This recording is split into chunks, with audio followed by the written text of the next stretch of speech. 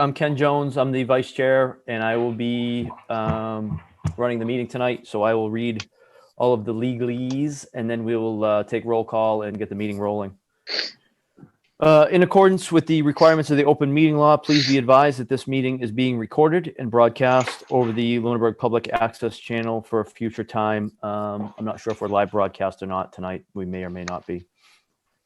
The town of Lunenburg, in response to the COVID-19 crisis, is currently following guidance from the Lunenburg Board of Health, the Mass Department of Public Health, and the CDC regarding the virus and steps communities can take to prevent the spread, and all town facilities are currently in modified open status to the public. In accordance with the governor's order suspending certain provisions of the open meeting law, Chapter 30A, Section 20, all public meetings are being conducted remotely. This meeting will be found on the Lunenburg Access YouTube channel within 24 hours after the meeting. To participate remotely on Zoom, members of the public may use cell phones, tablets, or computers with audio and video capabilities. The Zoom meeting ID is, the meeting ID is 818-4276-5397. And you can log on that way, or you can dial in by phone as well. No participant ID is needed. Just press 9 when asked. All participants who are not members of the commission or staff will be muted by the chair. Computer and app users may use the raise hand feature to request to speak. To access the hand feature, open the participant list by clicking on participants. To raise your hand, click on the button at the bottom of the participant list. The chair will call on you and unmute you. Telephone audio users may dial *9 to request to speak after joining the meeting. Members of the public must give their name and address before speaking. Please direct all comments to the chair. If you have trouble accessing Zoom or have general questions, you can send an email to lcc@lunenburgonline.com during the meeting. Emails containing questions or comments that are to be read aloud at the meeting must be signed with full name, address, and phone number. Please be aware that if you're using video, other people will be able to see you, and anything that is broadcast will be recorded in perpetuity. The agenda lists all topics which may be discussed at the meeting and those reasonably anticipated by the chair. Votes may be taken as a result of these discussions. Not all items listed in fact may be discussed, and other items not listed may also be brought up for discussion to the extent permitted by the open meeting law. Each vote taken in the meeting will be conducted by roll call. So I'll call the meeting to order.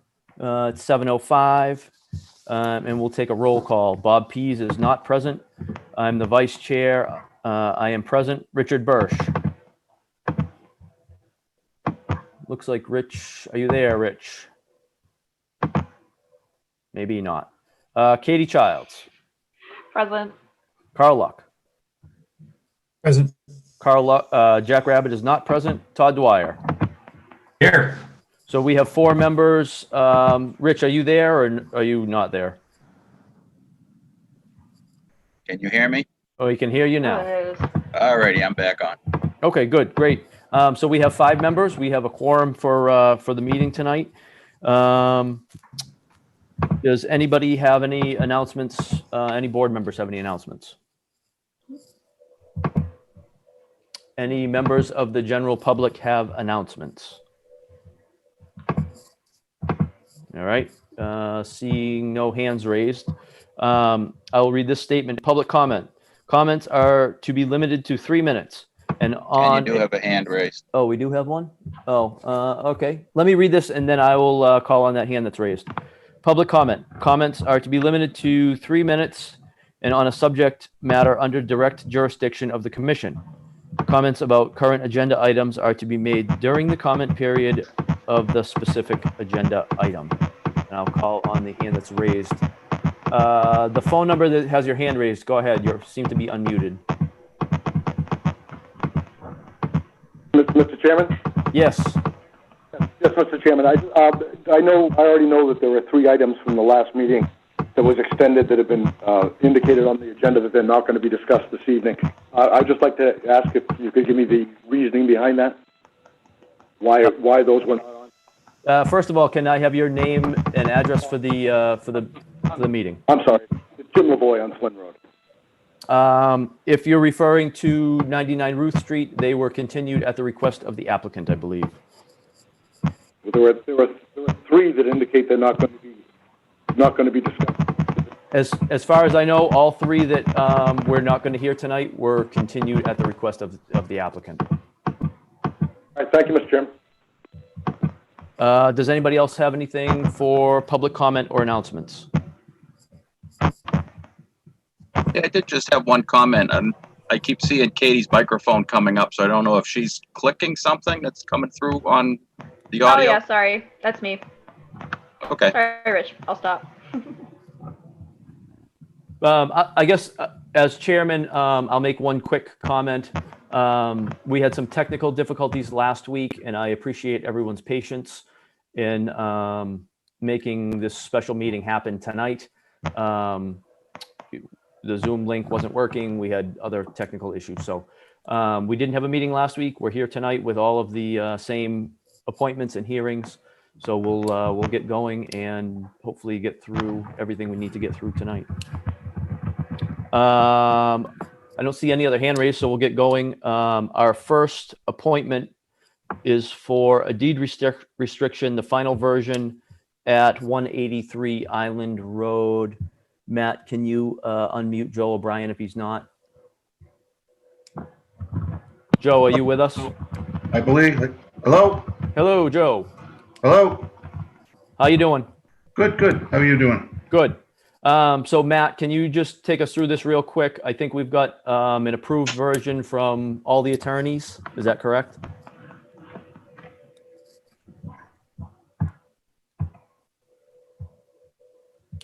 Matt, you need to unmute yourself. Sorry, Ken. That's all right. I have that. I have an original version of what was approved by both councils that I sent out to you guys and is on the cloud. That's signed, that's going to be recorded once the commission decides to ratify it. Okay. Does anybody have any comments, questions, concerns about the deed restriction? Carl? Yes, Mr. Chairman, unless it's changed, as I didn't look today, it was on the cloud. But what I looked at, I was disappointed because the discussion we had about changing the grading, restriction of grading to alteration doesn't seem to have been picked up. So Matt, could you maybe tell us what happened with that discussion with legal and why our decision at the last meeting didn't get incorporated? I can't answer that because I just got the thing. I put it up on the cloud. I wasn't privy to the legal discussion. But did you relay the discussion of the commission at the last meeting that we wanted Yes. to? So Here, let me put the signed document I have up. I'm going to screen share it so you can read it.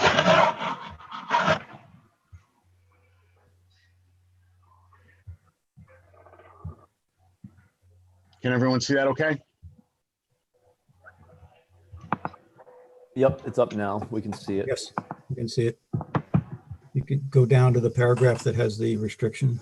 It says, whereas Joseph O'Brien and Virginia O'Brien, as owners of said lots, have agreed with the Town of Lunenburg Conservation Commission to a restriction on the lot that no additional structures may be erected within 50 feet of the buffer zone to Hickory Hills Lake, and that no additional grading within said 50-foot buffer zone to Hickory Hills Lake shall occur unless first approved by the Lunenburg Conservation Commission and/or the Mass DEP pursuant to and in accordance with applicable laws and processes. So that paragraph has the grading, which is what. Yes, it does. Significant paragraph is below. That's the whereas is down below where the restriction is actually worded. Not that one. Next one, maybe. Right there. I think. Yeah, or undertake additional grading. What we discussed at the last meeting was, grading was a little bit too fine a point on that a more appropriate term would be alteration. Grading is not a very restrictive condition, and it doesn't seem to reflect, and I think the commission agreed last time that it doesn't really reflect the extent to which we. So, Mr. Chairman, through you, just to your point, Carl, if they're restricted from building any new structures and they can't grade and they can't increase the size of the retaining wall, what exactly are they going to do? Well, they already can't build structures in a 50 foot. You don't need a restriction for that, right? That's Right. the regulation. Okay. But there's the restrictions, no additional grading within the 50-foot buffer zone. Yeah, I don't know. I just don't see a need to because in our regulations, the terms are alteration. I'm sure there are things between grading and that can be done that may not envisioning that. I thought the understanding was there would essentially be no additional work or development within a 50 foot, not just no grading. I'm just asking you if they can put no structures or anything else and they can't grade, what can they do?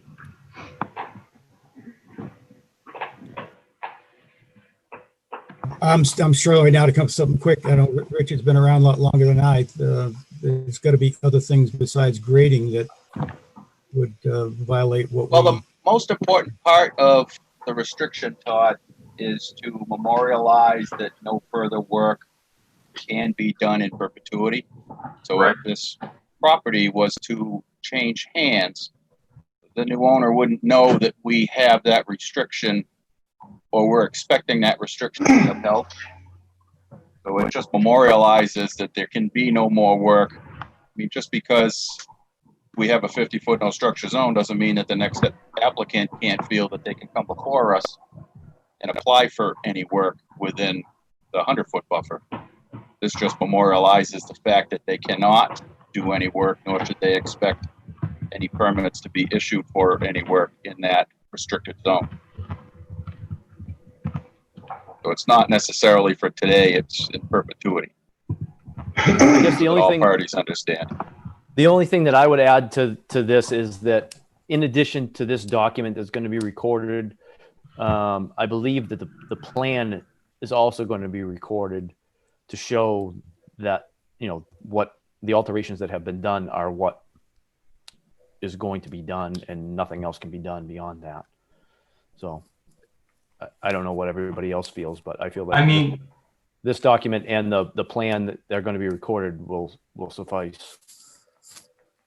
Yeah, I tend to agree with you, Ken. I think the restriction, say we're going to change the buffer zones, this restriction would still be independent of any changes we made in the future to buffer zones and things like that, brought them in or expanded them.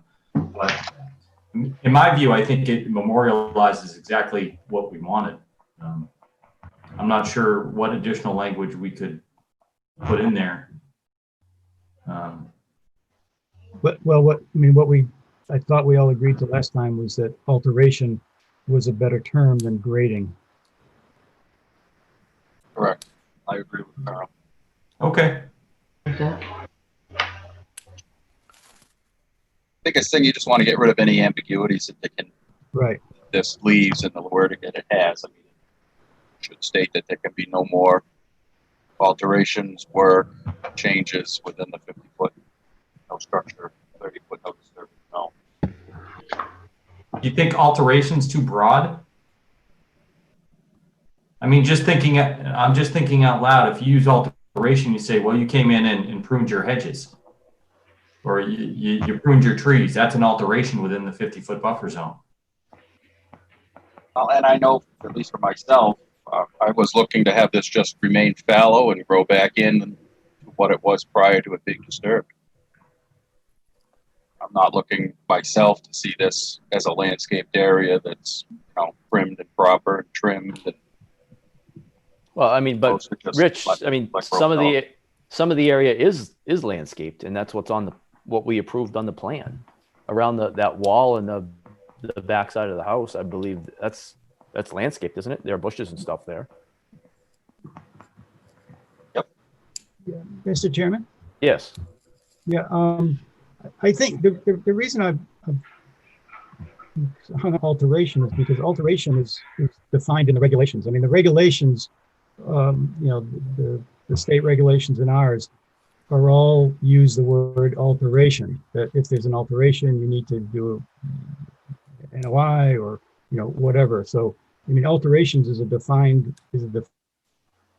word, has a lot of significance and meaning in the regulations, whereas grading is not very clear and precise.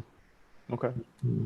Is a pretty big hole, I think, that, you know, about it. So that's why I, you know, use words that are, you know, that are normal regulation. It seems to be, you know, clearer and more precise. Okay. Mr. O'Brien, do you have anything to say, like, about this or what went on with the lawyers? No, I just handed it to them and I said, please take care of this. I kind of left it in their hand, both counsel for Lunenburg and my personal counsel. I looked at the deed restriction personally as myself, as this is pretty much a red flag that would be given to any possible buyer if we were to sell the property, that there's something on this deed. Hey, wait, well, before we buy it, let's take a look at this and look into Conservation Commission's bylaws and see what this is all about. So this deed restriction was asked for or put in place to pretty much raise a flag to buyer beware. That's the whole purpose behind it. Yeah, there's 30 feet there, and like you said, there's really not much we can do there. In fact, there's a lot of bushes and shrubs. In fact, there are a few trees there and everything. There's really not much going on back there or on that lake side that we really can do anything with, I don't think anybody can really do anything with personally. That's from my view. And if anything needs to be done, if anybody wanted to make any changes or alterations or add something or do something, they have to come before the commission before they can do anything. And, well, if I may, Mr. Chairman, if that be the case, then Joe, we could simply just change that last word from in the last paragraph from grading to the word alteration. I think that would take care of it. Carl, do you agree? Yes, that is what I thought we did. And I thought Mr. O'Brien was involved in the discussion and overheard the discussion last week or whenever that was about changing grading to alteration. Because I remember at first I used the bad word of modification, and that was pointed out appropriately to be not appropriate word, but alteration. And there is language in there that if something needs to be done on there relative to maintenance or anything like that, going to Todd's point about pruning, it would have to come to the Conservation Commission. The commission's still free to give permission for any maintenance work that's on there, pursuant to our regulations. Yeah, Mr. Chairman, I agree with Mr. O'Brien that, you know, this is important for the buyer beware, but it's also the other half of the importance is for the commission to beware, so that when requests come before the commission, you know, they have some clear guidelines in terms of what can and can't be done, and if they determine it to be an alteration for the regulations, then they know they can't go there. All right. So I guess what I'm hearing from Carl and from Rich is that they want this to go back and have the word grading changed to alterations. Mr. O'Brien, do you think you can make that happen with your attorney? we can do anything, but I do ask if you would accept it. Every time I go back to my attorney, it's a $500 bill, and I never thought it would even get to this point. I probably could have moved the wall back for a lot less had I known it was going to go this way, but we put this foot forward, and here we are. I sympathize with you, and I don't necessarily disagree with you, and I feel your pain. I'd hoped we would be able to take care of this tonight, but unfortunately, it sounds like, you know, it's not going to go that route. Change one word. Could you All right, highlight that word and kick it back to me, Matt, if you would. Email it back to me. I'll send it off to my attorney, have him change the word, and we can go in and we'll sign it all again and send it back off to you and put it on the addition. Excuse me. What would you like to say? I just wanted to clarify what they mean by alterations. My wife was asking what the definition of alterations are. What you're looking for when we change the word to alterations. It would be the definition that's in the Wetland Protection Act regulations. That's what guides everything in terms of when an application is required, is if there's an alteration.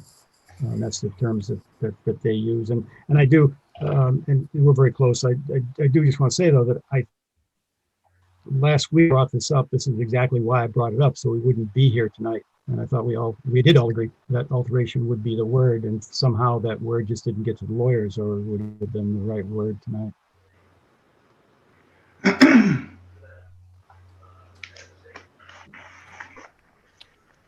All right. Does anybody have anything else on this issue? All right. Thank you, Mr. O'Brien, and we'll see you at the next meeting.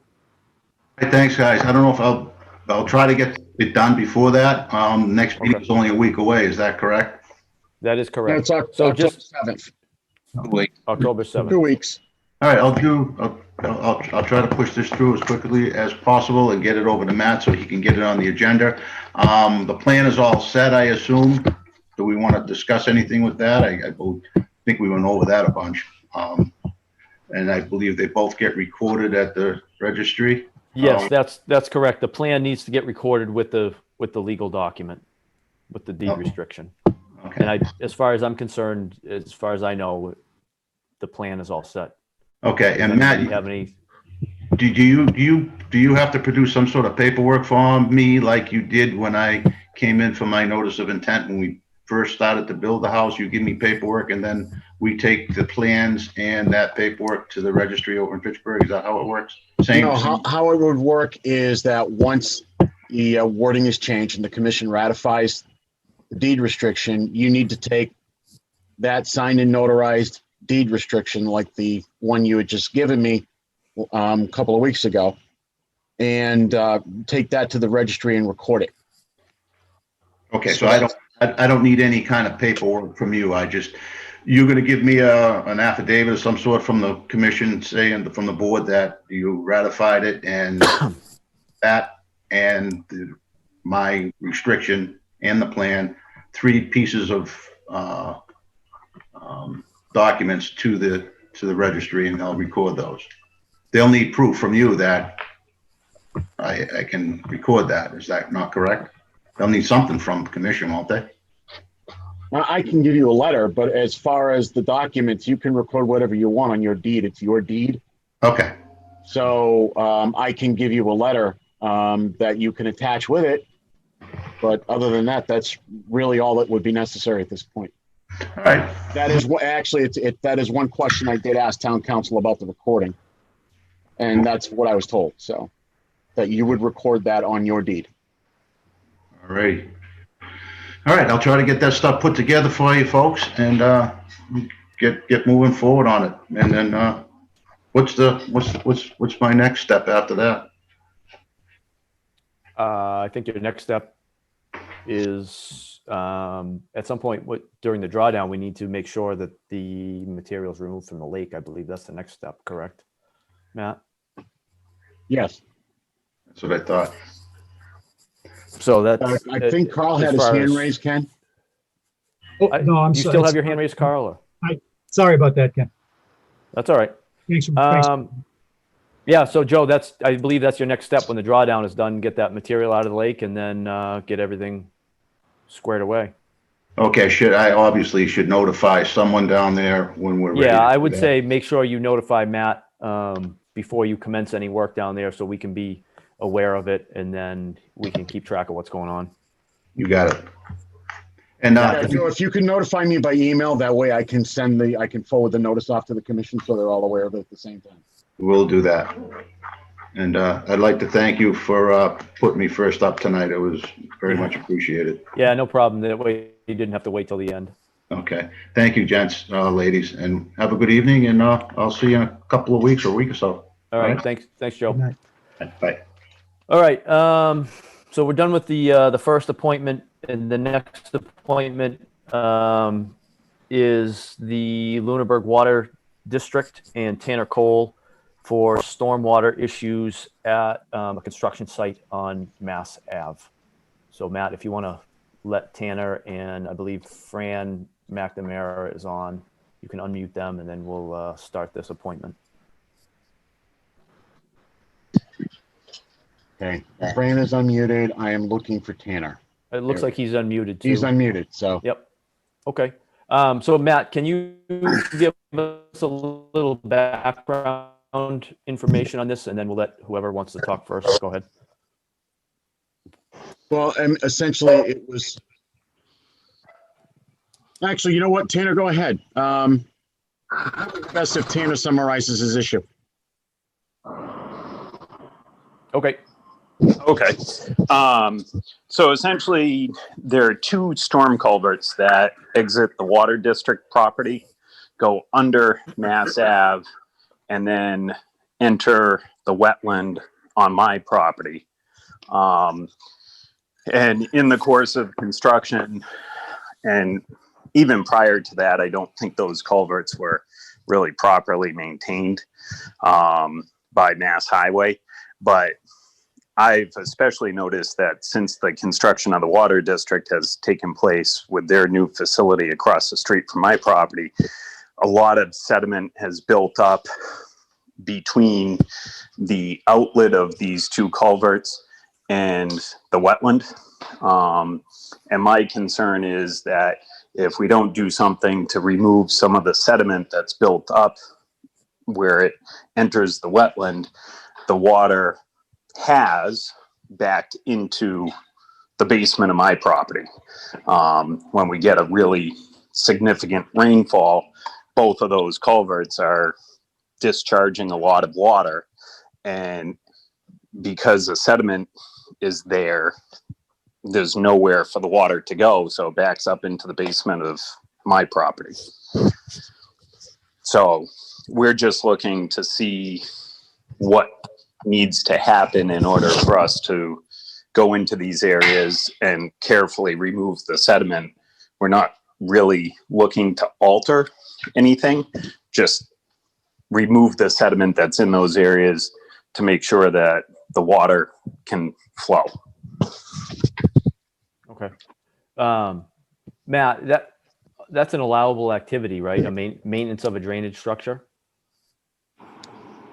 Yeah, it is. I mean, we are going to have to be careful as to how it is done because it does traverse into a wetland area and it does traverse to the rear of Mr. Cole's property.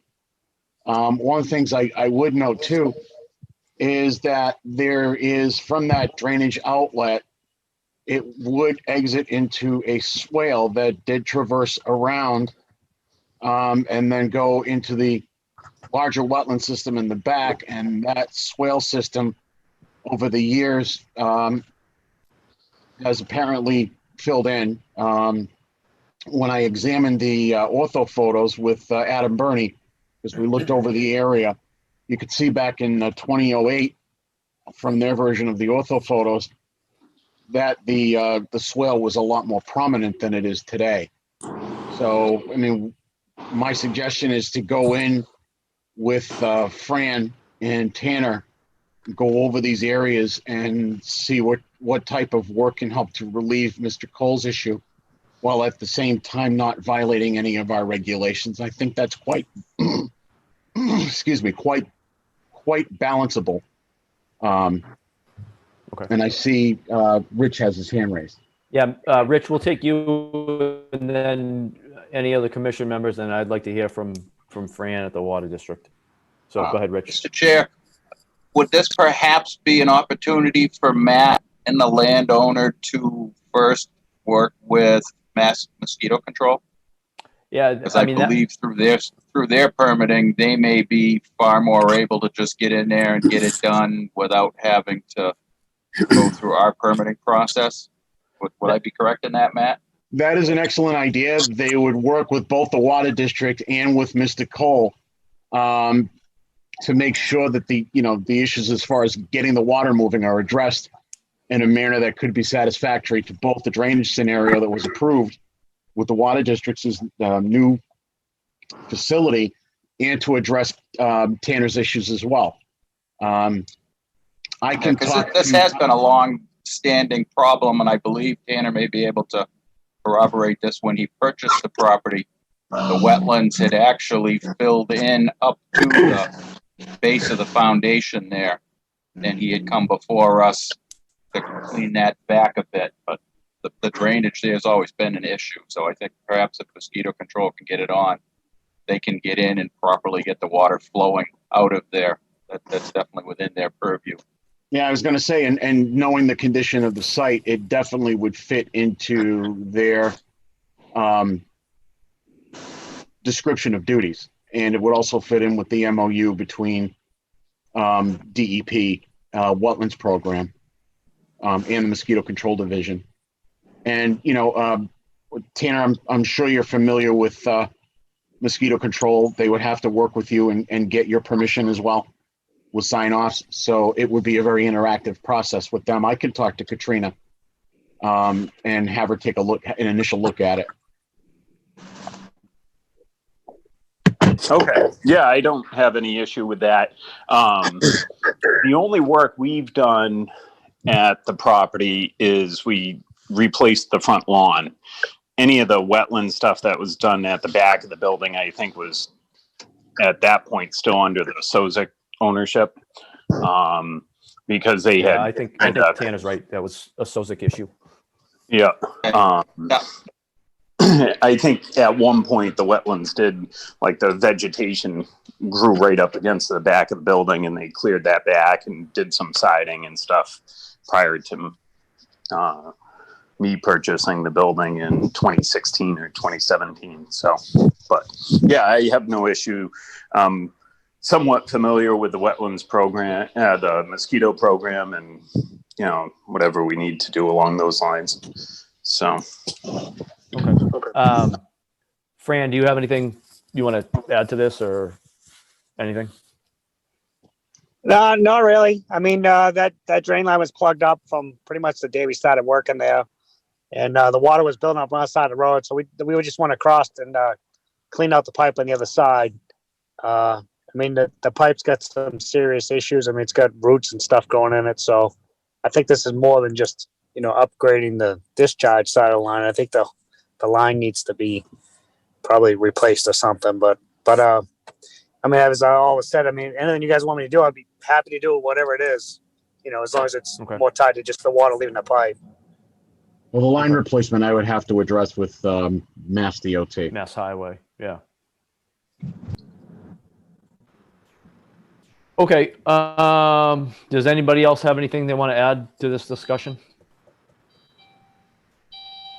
All right, so I guess from here, Tanner and Fran from the Water District can work with Matt and get moving with the mosquito control, Central Mass mosquito control people, and then Mass DEP if they need, Mass DOT if they need to get involved as well. So, Tanner, does that satisfy you and what you wanted to have accomplished tonight? Yeah, I mean, that's certainly a step in the right direction. That's for sure. Okay. All right. Fran, anything else from you? No, I'm good. Okay. All right. So if that's, I don't see any hands raised. So if that is good with everybody, we'll close up this appointment.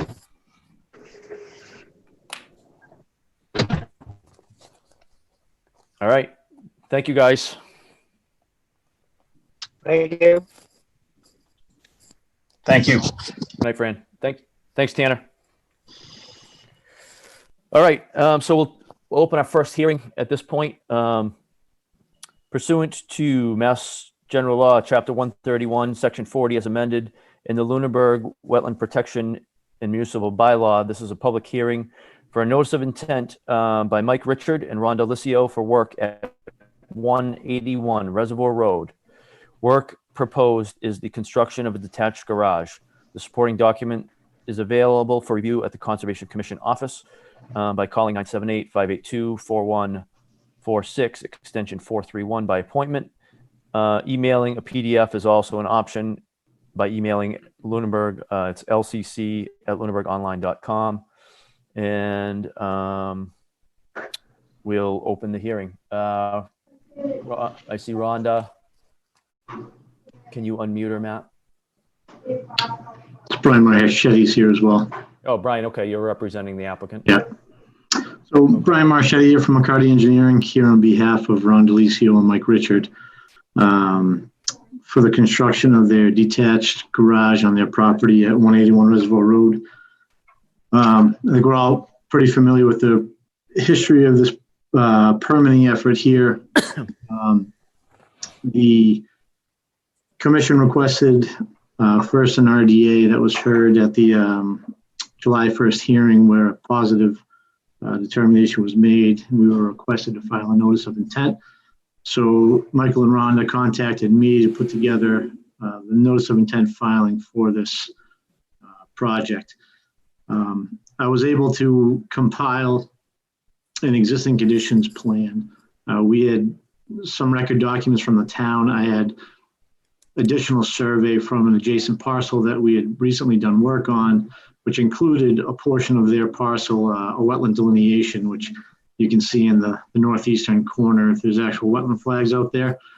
The rest of the wetland line that you see, or the bank line that you see delineated on the plan, was field verified with Matt Narrow. So I was able to supplement the plan to be as complete as possible, showing both the wetland line, the bank line, and the resource areas. So we have our 30 and 50 foot no touch, or 30 foot no touch, 50 foot no structure, the 100 foot inner riparian, and 200 foot outer riparian. So you can see here that the impact of the proposed work, which includes the expansion of a gravel driveway and the 32 by 50 garage, are outside of the 100, but within the 200 foot outer riparian zone. The closest corner of the proposed garage is about 121 feet from the bank. So as you can see in the plan, I am showing a limit of erosion control, which is a hay bale silt fence line just to the east of the proposed garage. It is outside of the 100 foot riparian zone. That hay bale line has already been installed by the owner applicant. So basically we're here tonight to request that an order of conditions be issued so that the applicant can proceed with the construction of the garage. We submitted the green cards prior to the last hearing, so Matt has those. We do have a DEP number for the project, and they came back and did not provide any comments. So it's a pretty straightforward filing. We did document that a alternatives analysis was not required for this, as the parcel was created prior to the provisions in the Act. So it was prior to August 7th, 1996. This parcel was created back in 1965, which clearly predates that. We did document the total amount of riverfront disturbance on the parcel existing. There's approximately 84,770 square feet of riverfront area on the property. Disturbed, which is previously degraded riverfront area, is about 28,000. So it's about 33% has been previously degraded on the parcel. And this proposed impact, which is a 1,600 square foot building and about another 740 to 800 square feet of driveway, which is still remaining a gravel driveway, is all occurring within the previously degraded riverfront area. So there'll be no additional increase in the alteration on the parcel. So that sums up pretty much all the information for this. So if the commission has any questions, we'd be happy to try to answer them. Thanks, Brian. Did any commission members have any questions? I did, Mr. Chair. The only question I did have was on utilities and services for the detached garage. They just weren't on the plan. Is it just an underground power cable going to be run? Any water going to be run? That I would actually have to defer to Rhonda or Michael, who they're also on the meeting here, if they could answer that for you. Yeah, we definitely like to put electricity in there. Possibly propane for heat. So with these, the propane, would it be a separate propane tank pad mounted outside? Yes. All right. So I guess I'd recommend as a condition that if there is a propane tank or a pad, it's installed, adjacent to the building within previously degraded alteration. The whole area to either side of that garage is, lawn area used where it's been cleared, it's open. Really the only area that's fully forested beyond this is closer to the 100-foot buffer zone or 100-foot riparian zone. Yeah, I'd like to put it right behind it, so it's out of the way, out of sight, out of mind. Yeah. It'll be tight on the building. Okay. And the power, you're just going to run underground from the house or put a new service in? One or the other. I'm contemplating putting a 200 amp service in just the garage. Okay. Well, then again, I would recommend you follow the recommendation the engineer made. Make sure that any construction or any disturbance digging is within the disturbed areas around the foundation. Yes. Yep, exactly. Yep. Rich, you all set? Thank you, Mr. Chair. Yep. Thank you. Okay. Carl, I see your hand up.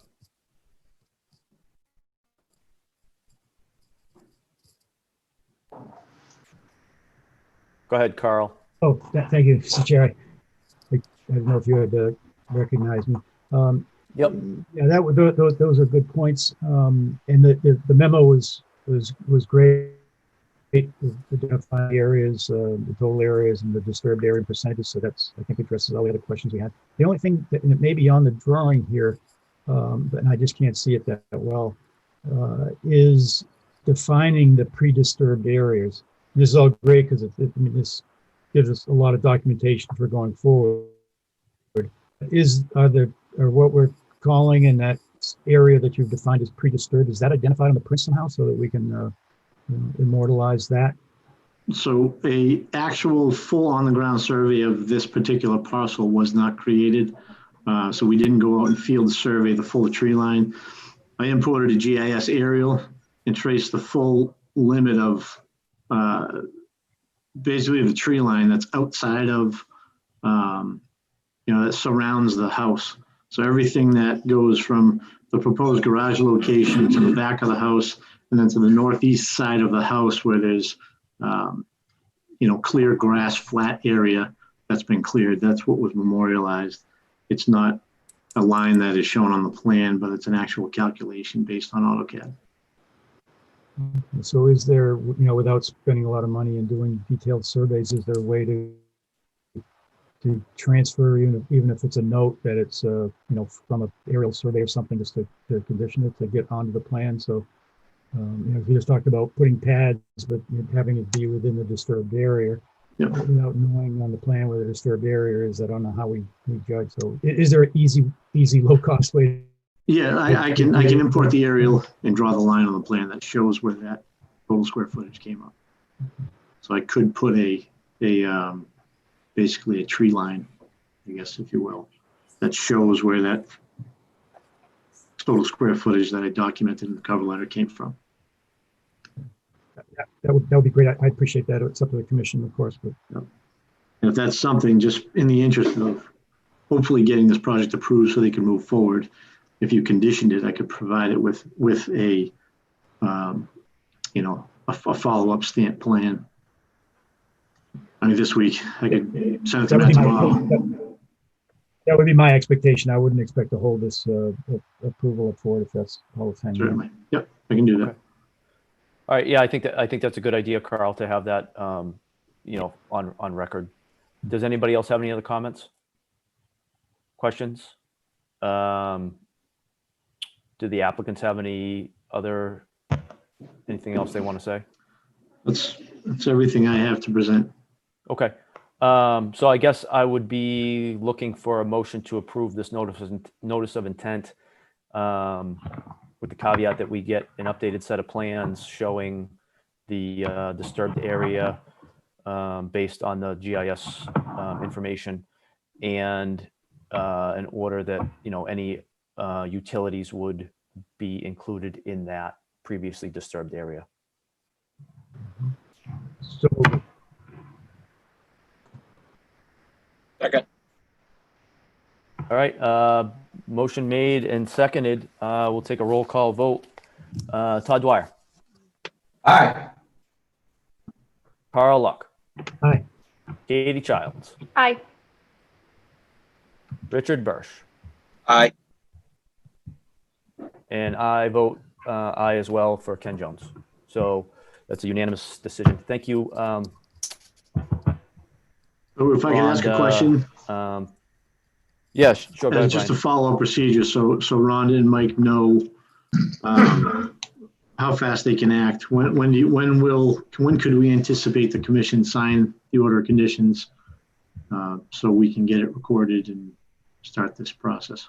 You're actually one step ahead of me, Brian. I have documents ready to go. I was going to ask if the commission could start coming into the office tomorrow afternoon after 1 o'clock, so we could sign off on the documents I've got from tonight's meeting, and from the prior meeting where we had the 16 hearings. I have all those documents ready to go too. Okay, great. All right. So, So if it's signed this week, once we get it and record it, does that start the appeal period, or we have to wait till the appeal period's over before we record it? Yeah, you can work under the appeal period under your own risk. Okay, perfect. all right. So I just asked the membership to get into the office to see Matt to get these documents signed. Thank you. All right. Very good. Thank you. right. Moving on. We'll hear it's another hearing pursuant to Mass General Law, Chapter 131, Section 40, as amended in the Lunenburg Wetlands Protection and Municipal Bylaw. A public hearing on a determination of applicability for Keolis will be held. Work proposed is vegetation management on various rights-of-way within the town of Lunenburg for railways. The supporting documents are available at the Conservation Commission office and also by emailing the office. Do we have anybody from Keolis here that's going to present? Anyone Matt? from Keolis here, could you raise your hand?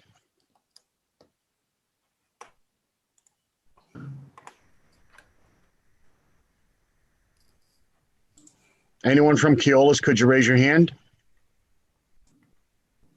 Have you been working with anybody in particular, Matt, on this, or? No, usually they just mail these things in. They mail them in every 5 years as required under the memorandum of understanding with DEP. Okay. However, it has been pointed out just recently by MAC on these, when it comes to the actual MBTA commuter line, they're looking to verify the wetlands that they've delineated out in the field. The areas that they're doing the vegetation management work on are already predefined under the memorandum of understanding. So specific to MBTA rail lines, what's being recommended is that the commission issue a positive determination verifying the wetland areas. So that's what I would recommend. I'd recommend a positive determination verifying that the wetland areas as defined by Keolis and the MBTA are as presented on the plans. Okay. They have been delineated out in the field. And that would be it at this point. They would then have to proceed under their MOU with DEP. Normally what we've been doing is we've been giving these negative determinations under other provisions in the act, but based on, current legal based on current legal interpretations, and I'm assuming Greg McGregor had something to do with this, although that hasn't been confirmed yet through MAC, it doesn't really apply to the MBTA proposals the way they've got them forwarded. So it doesn't prevent them from doing the work. They're still allowed to under the MOU. We would just give them a positive determination saying these are the wetlands, do not alter them under your MOU. Simply work within the lines of the right of way. Okay. Does anybody have any questions on that? I did have a quick question where this is an IDA in Lunenburg, Matt. Have we received notification they've notified the butters? Hold on, I got the file with me. I have to pull it out. While Matt's doing that, does anybody else have any other questions or anything? Okay. All right, so we'll just wait for Matt to look that up and then we'll.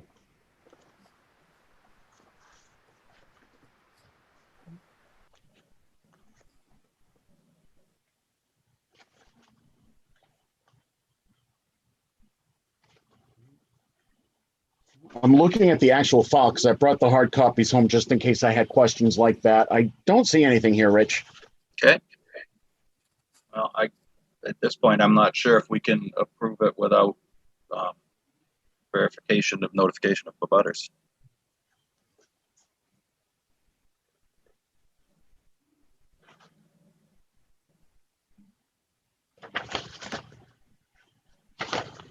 Yeah, I think we've had this question before. You're gonna have to look up the other precedents that we set on this, but yeah, I agree. I'll speak with them about abutters. And I could put them off to the I'll tentatively schedule it for the October 7th hearing pending their ability to respond. Don't think there's any harm in that. Okay. I mean, it's not a huge area. There's not that many abutters down there between Powell's, town of Lunenburg, the North Leominster Rod and Gun Club. No, I actually Maybe saw it this doesn't. same change to the way MBTA rights of ways are evaluated under determinations with another commission just recently, with a bylaw very similar to our own. The butter issue wasn't raised, but I went out and made sure that I was able to verify that they had the wetland delineated in the field based on the inputs I saw there. And, they wanted some more information as well. So, I mean, continuing this is something that, Keolis is used to, so it's not affecting any of their timelines. So there's no reason why we couldn't be prudent about this and make sure that everything is properly documented. Okay. Thank you. Anybody else have anything else? Any other comments? Anybody from the public have any comments on the Keolis? I don't see any hands raised. Matt, you don't have any emails? I don't see anything, no. Okay. So I would be looking for a motion to continue this to the next meeting. So moved. Second. All right. There's a motion and a second. Any other further comment? All right. We'll take a roll call vote. Todd Dwyer. Aye. Carl Luck. Aye. Katie Childs. Aye. Richard Birsch. Aye. And I vote aye as well. And Matt, you'll reach out to Keolis and let them know what we need. Yes, sir. All right. Very good. The next hearing, pursuant to Mass General Law, Chapter 131, Section 40, as amended, and the Lunenburg Wetland Protection and Municipal Bylaw, a public hearing for a notice of intent by John Harrison for work at 915 Northfield Road will be held. Work proposed is the construction of a driveway to accommodate a single-family home. Supporting documents are available at the Conservation Commission office or via email. Mr. Harrison, is he here? Or a representative? I saw is Mr. he Harrison waving? here earlier. Yep, he's waving. Can you unmute him, Matt? Yep, give me 1 sec. Okay. Kind of new at the hosting thing, so. Yeah, you're doing great. I appreciate the help with this tonight. I think teamwork will conquer it tonight. John, was John's hand raised, you said? No, he was just waving at the screen. He's just listed as John on. Yeah, I see it. I just asked him. Hello, can you hear me? Yep, Now we I got can you. hear you. How we doing tonight? Good. And Matt, you're Good. going to share the screen so we can see the plan. Perfect. All right, Mr. Harrison, can you just give us a quick rundown of what you got going on? Yep. So first off, the driveway is going to go between wetlands. It's not going to actually go through wetlands. We're going to put wattles on either side of the driveway, up the entire driveway on the left side if you're looking at the road from the house, and on the right side 90% of the way to it's going to be on either side of a big boulder that's out there. And then the way Rose set this up, I told her we kind of wanted to try to do this, as much, try to do it right the first time and get so that we can get through the board fairly quick. And Liv, you gotta take care of that. So sorry about that. So what we've got is on the right, if you travel from the high point, which is the house, to the left of the house, looking at it from behind, when we build up this driveway, when we're not going to have any water go off, any groundwater go off the lot, because we've got the subdrain going all the way around that raised point from 592 up to 588 where the driveway is.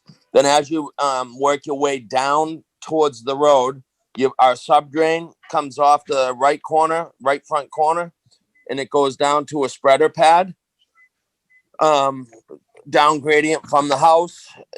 And as you work your way further down the driveway, on the right hand side we have a spreader pad.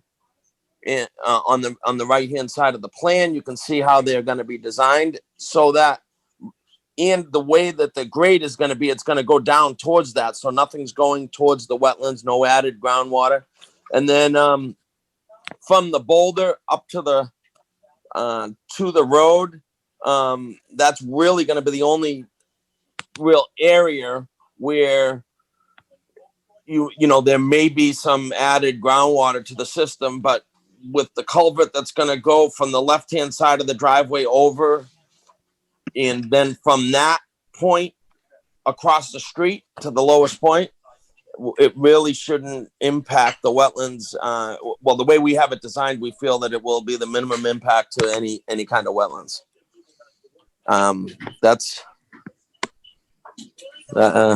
all I got. In a nutshell. Any questions? Anybody have any questions? On the plan I see, I don't see any utilities, water, power going up the driveway. No, power will be overhead like it is next door. Water is it's going to be a well, and sewer is the septic out back. Is the well shown on the plan? Yep. It says, if you look at the red dotted circle right in the center of it, you'll see a blue dot. It's inside. It's on the house side of the proposed wattles. About 3 inches from the front of the house on the left-hand side of the driveway if you're behind the house looking towards the road. You talking over here? It's a blue dot. Oh yeah, I see it. It's up in the front. Everything I'm from behind the house looking towards the road, so it'll be on the left-hand side of the driveway. Oh, there it is. I'm circling it now. It says well. Yep.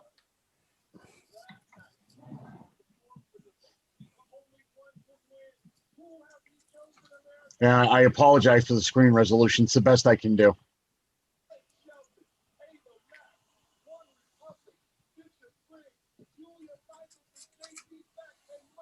And this is the wattle detail. This is the trench and splash pad detail, or the trench detail. See what we got for any other details here.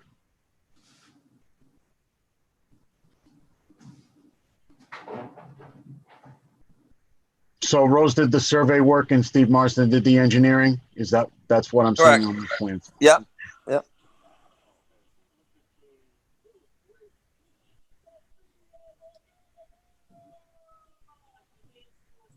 Does anybody else have any other comments or questions?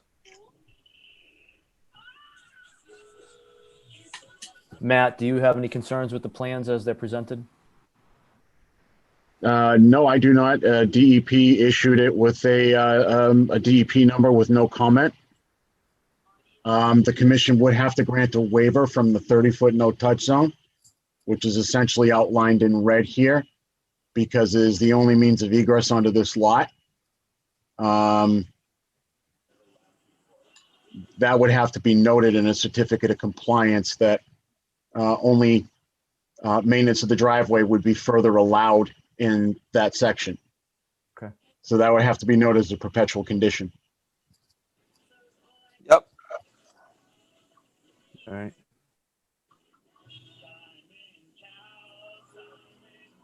Does anybody have anything else? Any public comment on 915 Northfield Road from the public? I don't see any hands raised. Matt, you don't have any emails or anything? No, nothing's come through. Okay. I guess with that being said, I'm ready to take a motion. Does anybody want to make a motion to approve with the conditions that Matt outlined as far as the variance from the 30-foot no touch for the driveway and the perpetual order in the on the deed?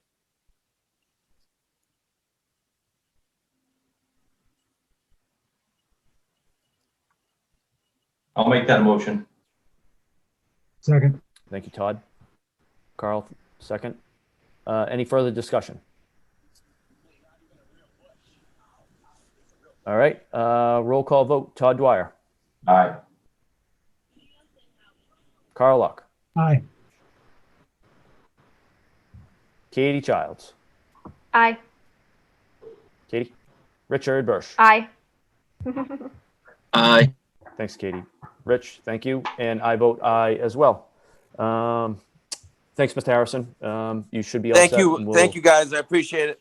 All right, very good. Moving right along, we will open another public hearing pursuant to Mass General Law, Chapter 131, Section 40, as amended in the Lunenburg Wetland Protection and Municipal Bylaw. A public hearing for a notice of intent by Jeff LaPierre for work at 1672 Mass Ave will be held. Work proposed is the rebuild of an existing shed, grading of existing lawn, repairing a retaining wall, repair of a retaining wall, removal of a tree, and repaving of a driveway within the gravel area. Supporting documents are available at the office or via email. Do we have Mr. LaPierre here? Yes, I I'm see here. him. All right. Matt, you want to share plans if we have them? Yeah, I'm pulling them up. Okay. Mr. LaPierre, if you want to start by giving a brief overview of what you're doing while Matt's pulling the plans up. Okay, so I guess the first item is repairing the existing retaining wall that runs along the driveway. So I have it labeled on the drawing. Okay. Up on the screen. Right. So basically, over the years, the frost has just pushed behind it, so it's tilting towards the driveway. So the plan is to just dig behind it and either push it back or disassemble the blocks. It's a interlocking block wall. So, you know, basically just stand it back up and then backfill it. Okay. And then the next item is in the backyard, there's an area that says regrade lawn over on the top left. Yep. That used to be an above ground pool used to be there. So it was like a 1 foot deep dip, like 24 feet in diameter right there. So basically I just wanted to fill that in, bring it up to grade so I can plant grass and mow it. And then the shed is over on the right-hand side of the screen. And basically it was an existing shed, and over the years it was just sitting on the ground, so it basically sank into the ground, and there was some rot issues with the floor, and the roof had been damaged from some falling tree limbs. So basically what I want to do is pour a concrete slab and then rebuild the shed on top of the concrete slab. And then on the driveway, I just want to go over the existing driveway with crushed stone. And there's 3 trees. It's basically there's like a turnaround right to the right-hand side of the retaining wall with a cluster of 3 trees, and they're kind of encroaching on the driveway, so they get in the way when you're going in and out of the garage. So basically, I wanted to remove those 3 trees and probably plant a specimen tree in the middle. So that's what the plan was. Did anybody have a chance to get out to the site during any site visits? I have not. No, Okay. not I. All right. Matt visited at one point. Okay.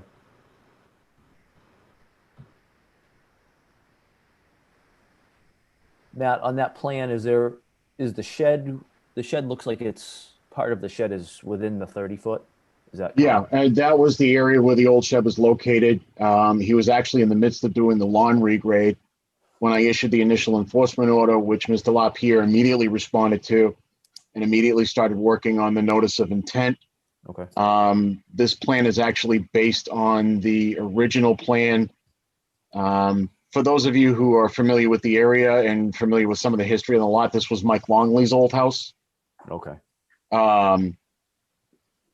So the actual yard went actually up to the edge of the wetland, the pre-existing yard. Okay. So the areas that he is working in are previously disturbed.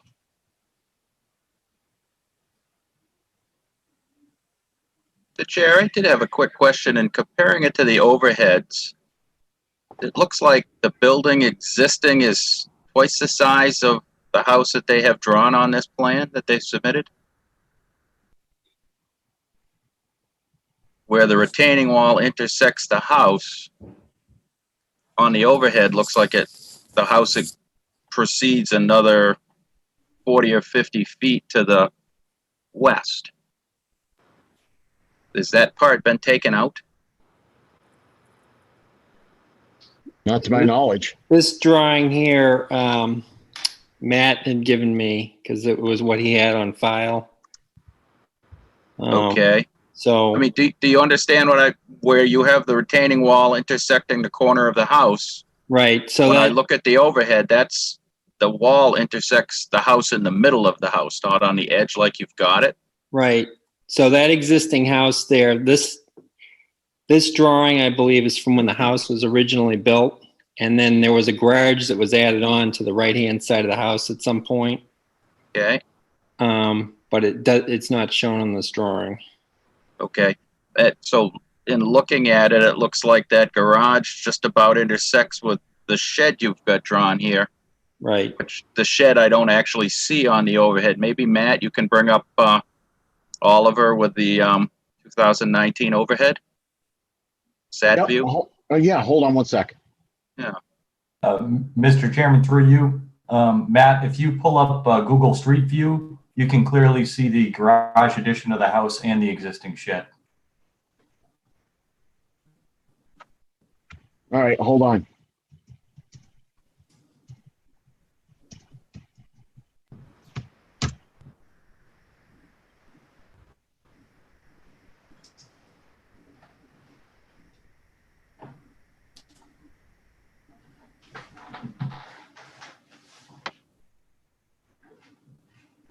It's going to take me a second to pull up the street view.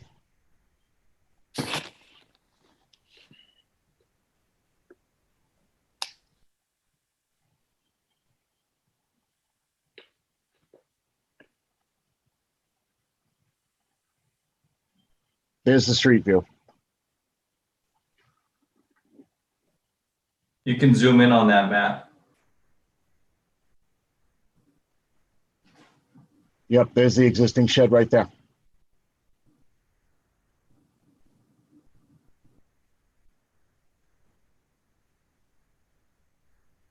right there. Yep. Can we, if you scroll to the, so we can see the house and the retaining wall, can we see the retaining wall in that picture too?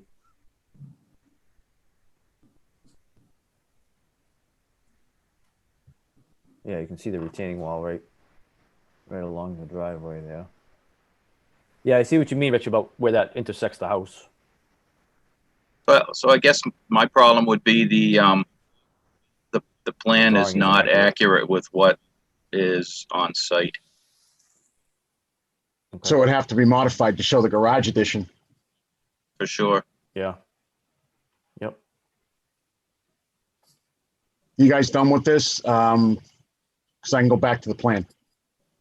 Yep, I think we're done with that. I am, thank you. So Matt, you did say that you had stopped in. I take it some of this work had already started to proceed without a permit? Yeah, he actually was on the enforcement list. Okay. I issued the enforcement order, notified the commission. He immediately, Mr. LaPierre immediately came forward and cooperated, and filed. So, Okay. So I guess what work has started and been completed prior to the application being submitted? these trees are down, and the area in the back of the garage. Actually, I'm going to pull up the ortho photo. You could just bear with me.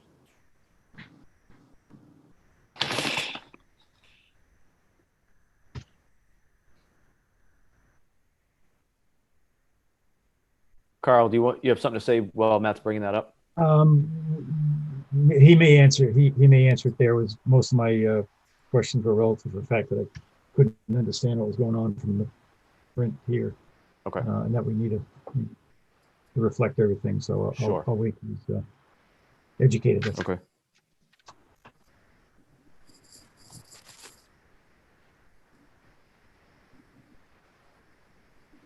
Here's the ortho photo. Shed was under these trees. That's now gone. This area right here has all basically been, it's in the process of being not regraded, but the grass was torn up.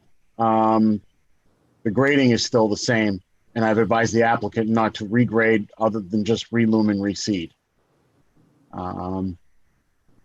There was some gravel piles over here, if I recall correctly, but the majority of the work was here.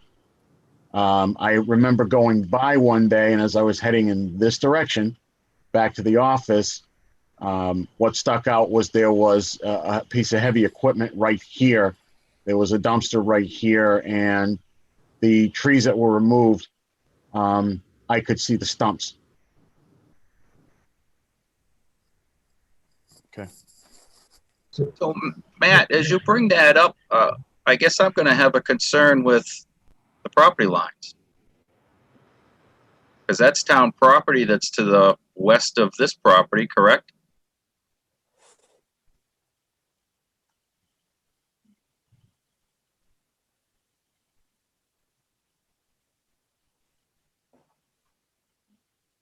And it says J&A Realty. No, somebody else, okay. Yep. So the property line is a little confusing because it looks like there was a piece of land that was added on. I think it's shown on that drawing. So at one point, it looks like they purchased some extra land, which is where the shed is located. And I don't think that's reflected where these pink lines are on this aerial view. I'm going to go to the town website. I'm going to access their ortho photos.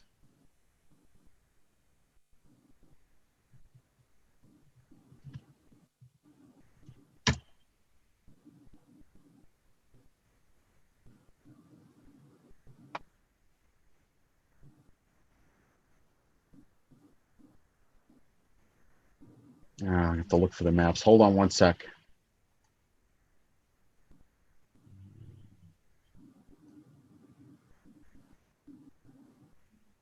Does anybody have anything other discussion at all while Matt's bringing those maps up?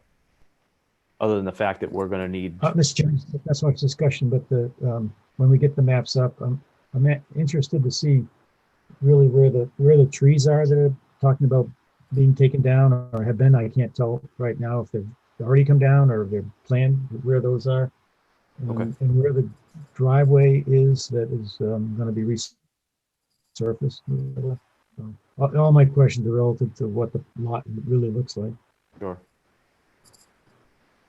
And that's what the assessor has on record.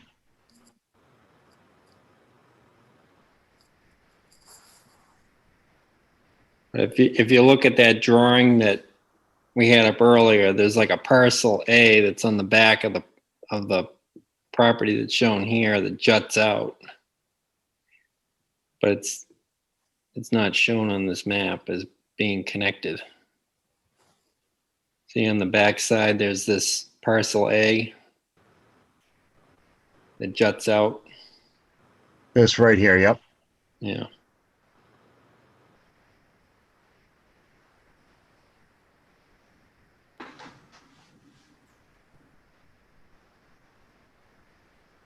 I guess seems to be a lot of unanswered questions with the plan that's presented. So my thought would be to have a better plan submitted with existing conditions and schedule a site visit to actually go out there and look at the site before we take any other action on this.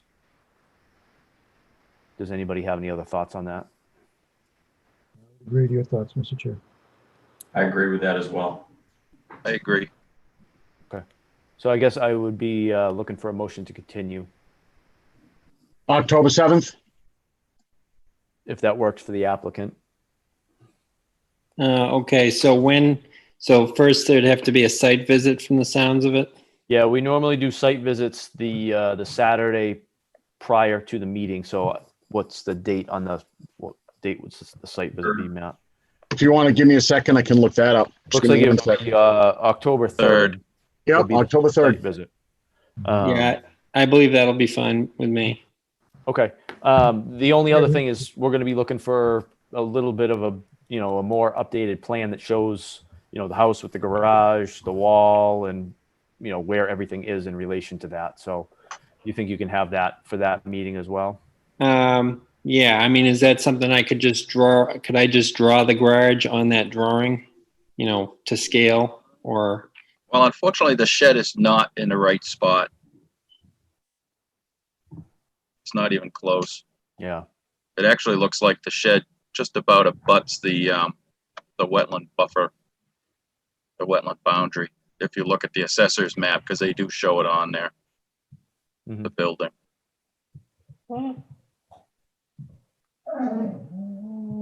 Yeah. So I think, unfortunately for you, I think we're looking for a little bit more of a detailed plan than what we've been presented with. Does everybody concur with that? Mr. Chair, I would also like to see if the applicant can obtain it, a plan that defines the lot boundaries, just to make sure that all the proposed work is done on their property. Okay. I'd agree with that too. So that being said, do you think you can have everything ready for that next meeting in October, or should we continue this till the second meeting in October? That would be the 21st. Well, I don't know what I would have to do to determine I hate to say it, but it sounds like it probably needs to be surveyed. Yep. To confirm where everything is. Okay. Well, why don't we just continue it to the 7th? And if he needs more time on the 7th, we can continue it to the 21st. But in the meantime, we can set up the site visit for October 3rd. So at least we'll have time to get acclimated to the existing site conditions. Okay. That sounds fine with me. Anybody else have any other thoughts? All right. So I'm looking for a motion. Make a motion to continue to October 7th. Second. Motion and second. Any further discussion? Hearing none, I'll take a roll call vote. Todd Dwyer. Aye. Katie Childs. Aye. Carl Luck. Aye. Richard Bursch. Aye. And I vote aye as well. Thank you, Mr. LaPierre. Okay, thank you. All right, moving right along. The next hearing is pursuant to the Town of Lunenburg Wetlands Protection and Municipal Bylaw. A public hearing on a notice of intent by Bright Farms will be held for work at 361 Massachusetts Ave. Work proposed is the construction of a commercial greenhouse for lettuce, resulting in the alteration of an isolated wetland subject to the Lunenburg Wetlands Bylaw. The supporting documentation is available at the Conservation Commission office and via email. Because this is a filing under our bylaw only, there is no DEP number. I Mr. Chairman, see- Mary Ann DePinto is here representing the applicant. I was asked by Mr. O'Neill. And Sean is too. Yeah, I was asked by Mr. O'Neill if Mary Ann could do a screen share to do the presentation. So Mary Ann, I've enabled it so that you can share. Actually, Sean's got the stuff to share, right? All right, Sean, you'll be able to share as well. Yeah, I'm the screen share and Mary Ann's the brains. Oh, gee. All right. So Matt, you're going to take care of letting him share the screen? You should be able to share a screen now. Okay. Okay, let me see if I can Technology. share screen. Here we go. Okay. So, This is what it looks like at night. okay, so that's the wrong title for this. Ignore the title. I want to go through, I'll start just by explaining what we're doing here. Mr. O'Neill, before you and proceed, then I'm going to hand it off to Mary Ann to explain. John, hold on. Sean, Yeah. Can you just introduce yourself real quick for Yeah. everybody that doesn't know who you are? Oh, yeah, sorry. Got caught in the technical details. I'm Sean O'Neill from Bright Farms. Okay. And I'm the project developer for this new greenhouse. And I also start by thanking everybody for their service. I know last time I checked, Conservation Commission didn't pay a lot, so I appreciate your take. I live in a small town in Massachusetts, so I appreciate what you're doing. So Bright Farms is planning to build a greenhouse here in two phases. The second phase may or may not happen. It really depends on how the market treats us and how much they like our salad greens. It's the site that many of you know as Walmart Hill, behind an old farm that is now a shopping center. And so we would come off through an easement. We would come off the existing service road that goes by Hannaford there and circle up the hill and have a large greenhouse that would, as you see, actually create three lots. Our lot, then a lot over there by, I guess it's 13 and Mass Ave that would probably still be developable.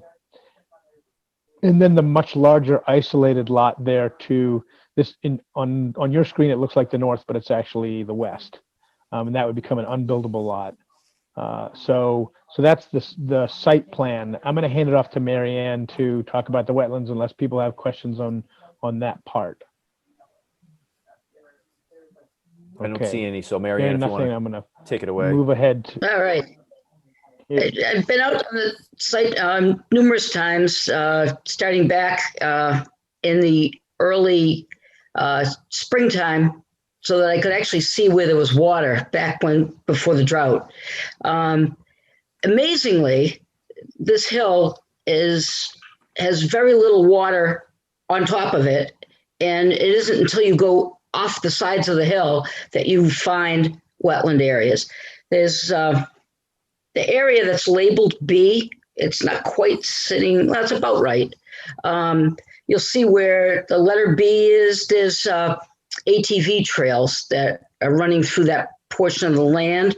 There is an isolated wetland area. And I looked for connections all around it. There are no stream channels. It was definitely isolated.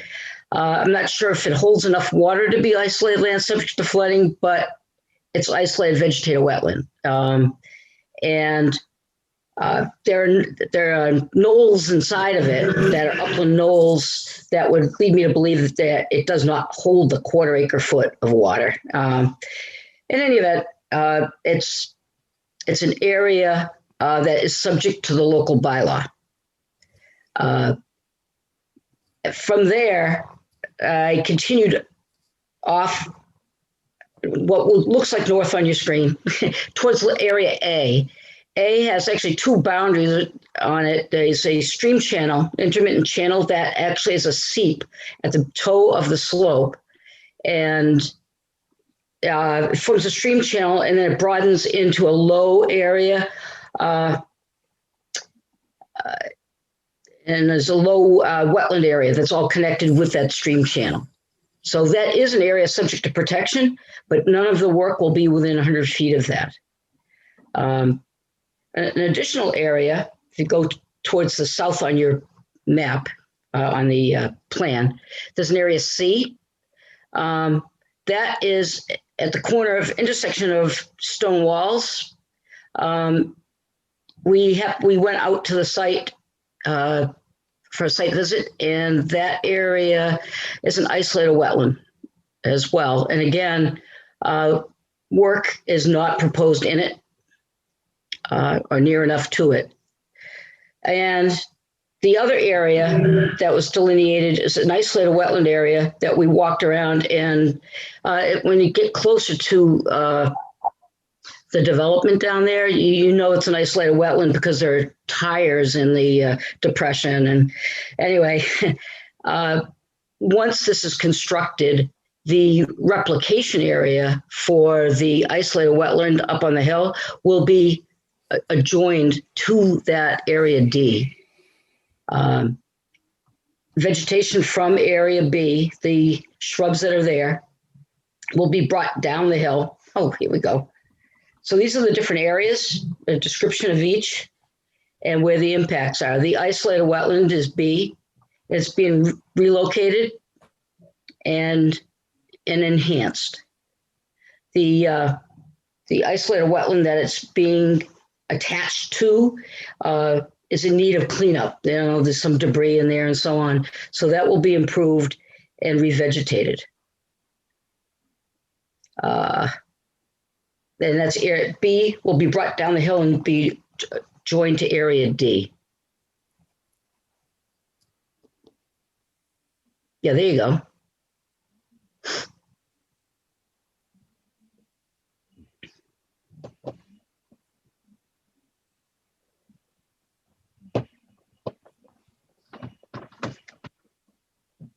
And you can see that this will be fed by. I don't know if one of you. Go ahead. This will be fed by rainwater and groundwater coming from the hillside that eventually ends up at where that isolated area D is. I don't know if anybody has any questions about the resource areas out there. I know we've walked it, a few of us walked it. Does anybody, I wasn't able to go on the site walk. So I think okay, good. Rich has his hand up. Go ahead, Rich. So a couple quick questions, Mary Ann. So you're moving and replicating wetland area B next to or adjacent to wetland area D, correct? Correct.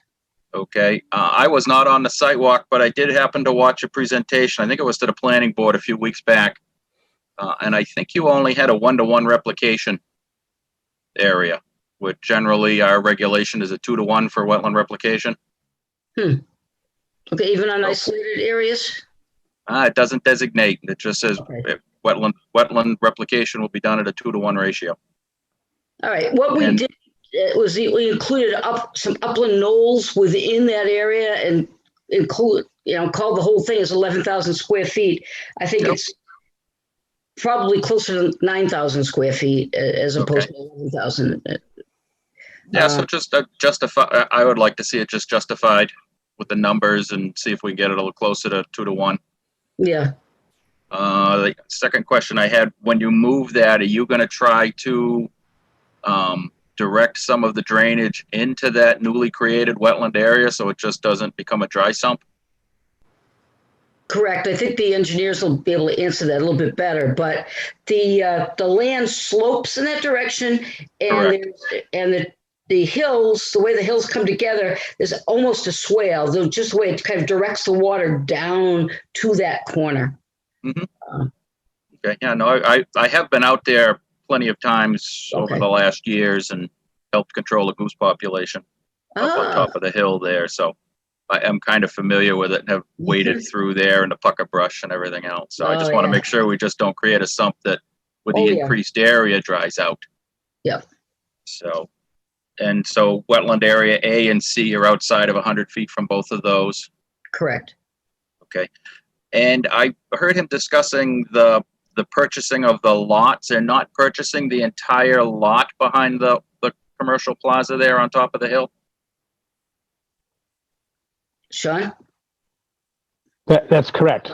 That's correct. We're only purchasing, and I'll go back, you can follow this. I'm going back to the site plan. We're purchasing what you see there. And so the rest to the north, but it's really the west, is going to become an unbuildable lot because it has no frontage. And then the area down towards Mass Ave to the east is going to be a potential development site, although I don't think there's any plans. Okay. And one other quick thing, and I think they may have just mentioned this to you at the planning board. The town does own, so the map is, your picture, I believe, is upside down. So down is north. Mm-hmm. In that corner where the C labeled wetland area is, we would like to discuss perhaps getting a gift of a 20-foot strip between those two parcels, because the town just purchased where you can see the previous logged areas, Saliba. Yep. Mm-hmm. Yep. So we would like to You stole discuss. my punchline. Yeah, really. I was going to explain that we'll go back to the mitigation strategy, but I walked this with Brandon Kibbe, and we talked about this when we walked the site. But we do propose to donate. It could be. I haven't talked to the lawyers yet, and they don't. I don't entirely control them, but I feel 99% sure that this will be donation and not some kind of easement. We would donate not just a connection, but there's the wetlands there that you don't want to have. You could plank over it, but you'd rather have a path go around the wetlands. So this is just a rough guess at kind of the piece we'd look to donate. Okay. And I'm sure Brandon explained it much more eloquently than I am. So. Yeah. Yep. Perfect. Well, I understand why you want the connections. It's not just that they're two pieces of open space, but it's two entry points because you can park and access Reno, and you can park and access Saliba, right? And you'd like to be able to go from one to the other. Mm-hmm. Yeah, it does make a nice piece of open space now. We have that in mind. Marianne, did you want to talk at all about the replication method? Sure. The intent is to. Oh, there we go. The vegetation from the area that's going to be altered will be preserved. It'll be removed and preserved. And any of the good topsoil that's there, any wetland soils, will also be removed and saved. And the replication area is going to be excavated and a little bit below groundwater, and to the point where when you bring the soil back in, there'll still be adequate contact with the hydrology. And then the saved soil will be placed on top of that, and any of the shrubs that we've taken from the site that's going to be altered will be planted. And this is all going to happen pretty quickly, moving it from one to the next, so that they're not sitting there. And then there'll be additional plantings of shrubs.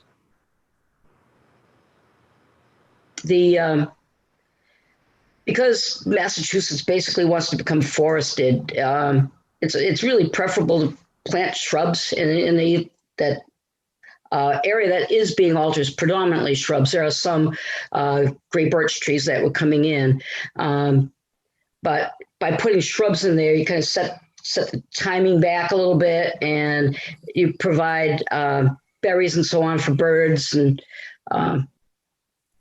it's just a little different habitat than the woodland beyond.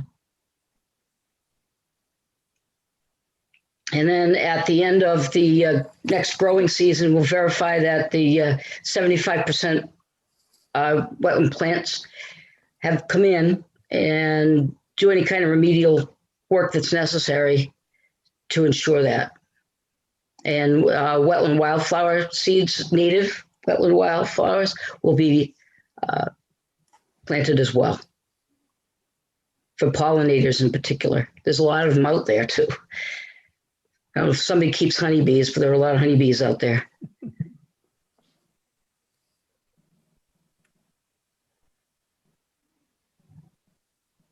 Do you, Marianne or Sean, do you have anything else to Oh, present? we got questions. Questions. Anybody have questions from the commission?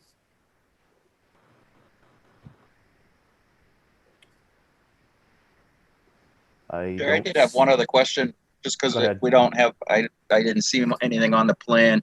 At your presentation for the planning board, you had discussed or described possibly an energy sharing project with the 2 retail buildings down below.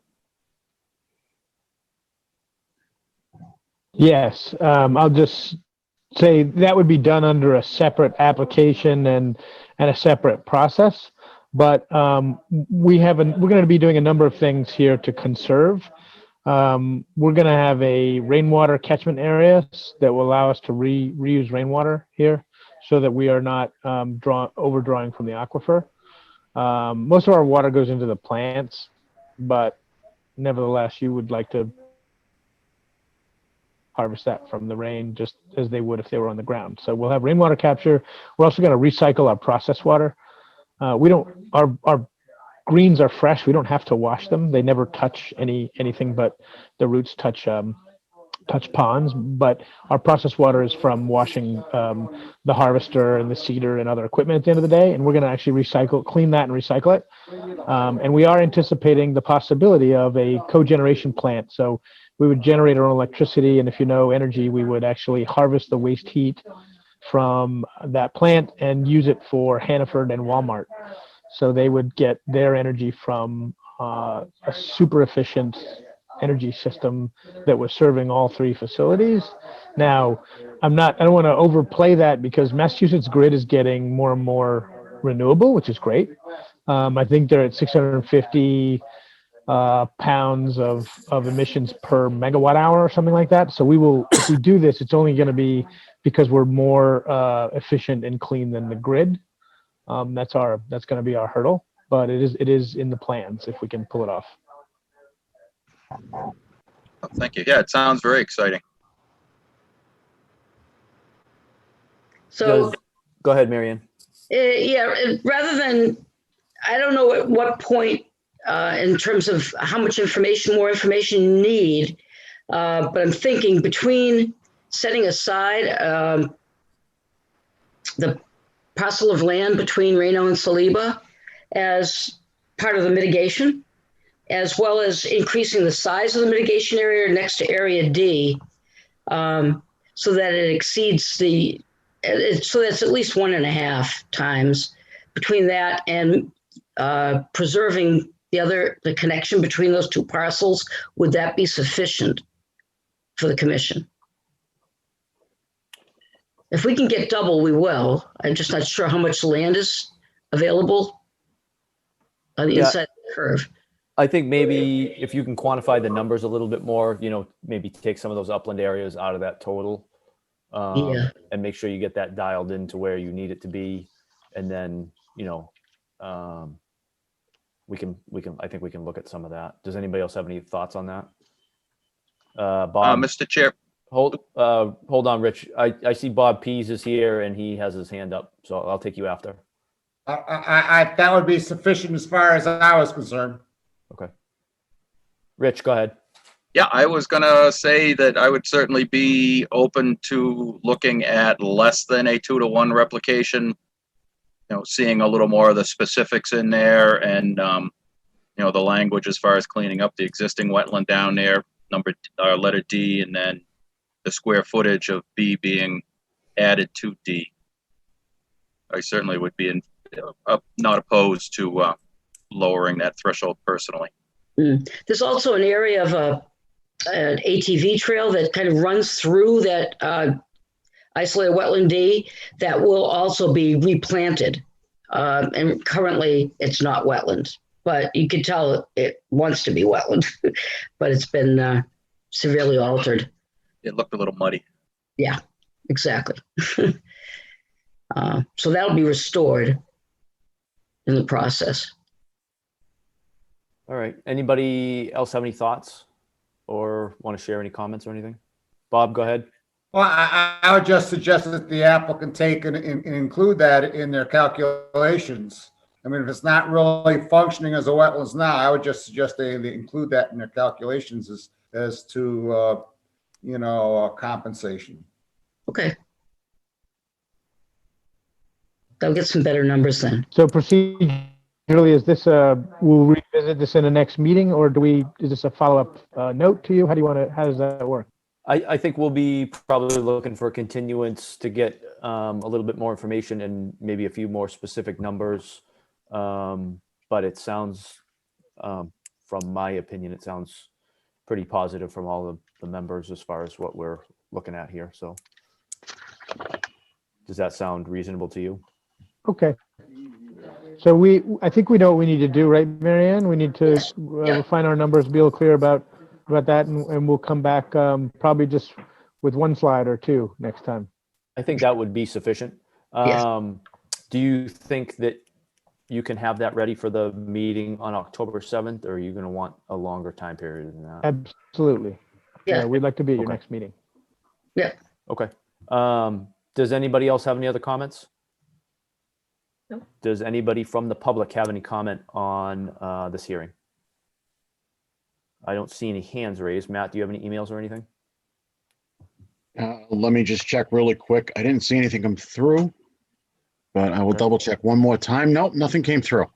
I had one abutter request the plans and notice of intent, and I sent it off and they thanked me, and that was it. Okay. A Foster Family Trust or something like that. Okay. Bob, I see your hand up again. I move we continue this till October 7th. Do we have a second? Second. All right. Motion and a second. Does anybody have any further comment? All right. Roll call vote. Todd Dwyer. Aye. Bob Pease. Aye. Carl Luck. Aye. Katie Childs. Aye. Richard Birsch. Aye. And I vote aye as well. Thank you very much, Right. Sean and Marianne. We'll see you on the 7th. Great. All right. Thanks, guys. Thank you all for your time. Thank you. Thank you. Bye now. Thanks. Before we move on, I see Bob is on here. Do you want to take over as chairman, or you want me to keep going? Absolutely not. I may have to leave at a moment's notice to go change the ice machine. Okay. All right. So I'll just keep going. I think we're rolling along here at a good clip. So, Matt, just procedurally, the next meeting is going to be continued at request of the applicant. Do I have to read the whole thing? No, it's listed as being continued to October 7th. So if you guys, if you want to just stay on the safe side and make motions to continue the three of them, you can do them one at a time. Okay. So I'll read off the address. I won't read the whole spiel, if that's all right with everybody. So this was a Point of order, Mr. Chair. Go ahead, Rich. You should read the entire opening verbiage of the hearings because we are technically opening them to continue them. To continue them. All right, that makes sense. So I'll read them.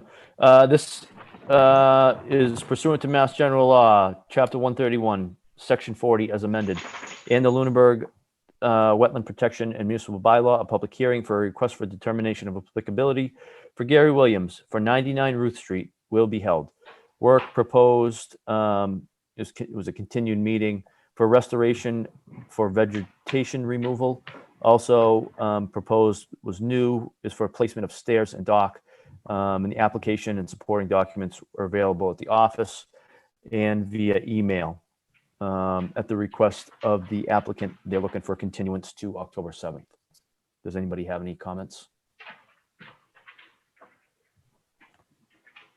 All right, seeing none, I will take a motion. Make a motion that we continue to October 7th. Second. All right, motion and a second. Does anybody have any further discussion? All right, roll call vote. Todd Dwyer, Aye. Katie Childs, Aye. Richard Bursch, Aye. Carl Luck, Aye. Bob Pease, Aye. and I vote aye as well. The next one is a pursuant to Mass General Law, Chapter 131, Section 40 as amended, and the Lunenburg Wetlands Protection and Municipal Bylaw, public hearing for a request for determination for Andrew LeBlanc for work at 362 Townsend Harbor Road will be held. The work proposed is for placement of a dock. All of the documents are in the office and available via email. And again, at the request of the applicant, he's looking for continuance to October 7th. Any discussion? All right, I'll take a motion for continuance.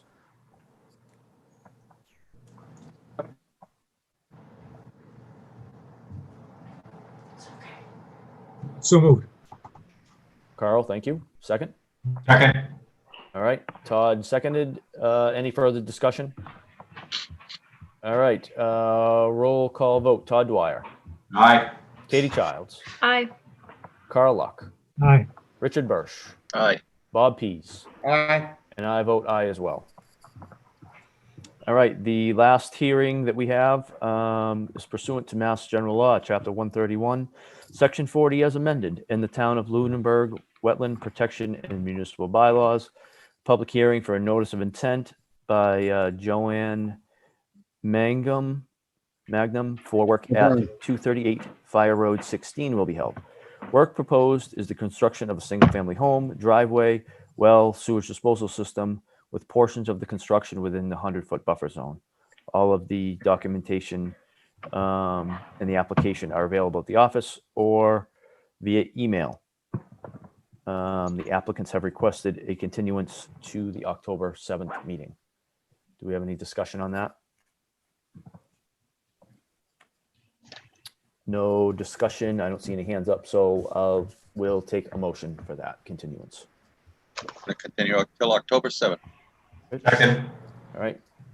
Motion and a second. Any further discussion? Seeing none, we'll take a roll call vote. Todd Dwyer, Aye. Carl Luck, Aye. Katie Childs, Aye.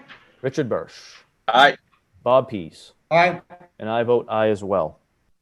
All right, that wraps up all of our public hearings for the evening, I believe. So we'll move on, Matt, to any enforcement issues that we want to deal with. Mr. Chairman, I believe under 4 Townsend Harbor Road, I believe the property owner is here if he wishes to speak. Okay. I will unmute him. Yeah, I'm here. Steve Petrozello, 4 Townsend Harbor Road. Okay. Matt, you want to just give us a synopsis on what's up there? This was the house on the corner of Mass Ave in Townsend Harbor. We had initially released it from the prior property owner with a certificate of compliance. This is the new property owner here. He just literally bought the property, and there was a driveway expansion and a shed that has occurred. So I issued an enforcement order, and the owner called me immediately. I had initially on the enforcement order asked him to come to the October 7th meeting because I sent it certified return receipt. I wasn't sure how long it would take him to get it. He signed for it immediately and then asked if he could come to this meeting tonight because he was on the agenda. So. Okay. So there was driveway expansion and you said a shed? Yes. Okay. And this was the house on the very corner that had very limited area that was outside of our jurisdiction or no touch zone, correct? That is correct. Okay.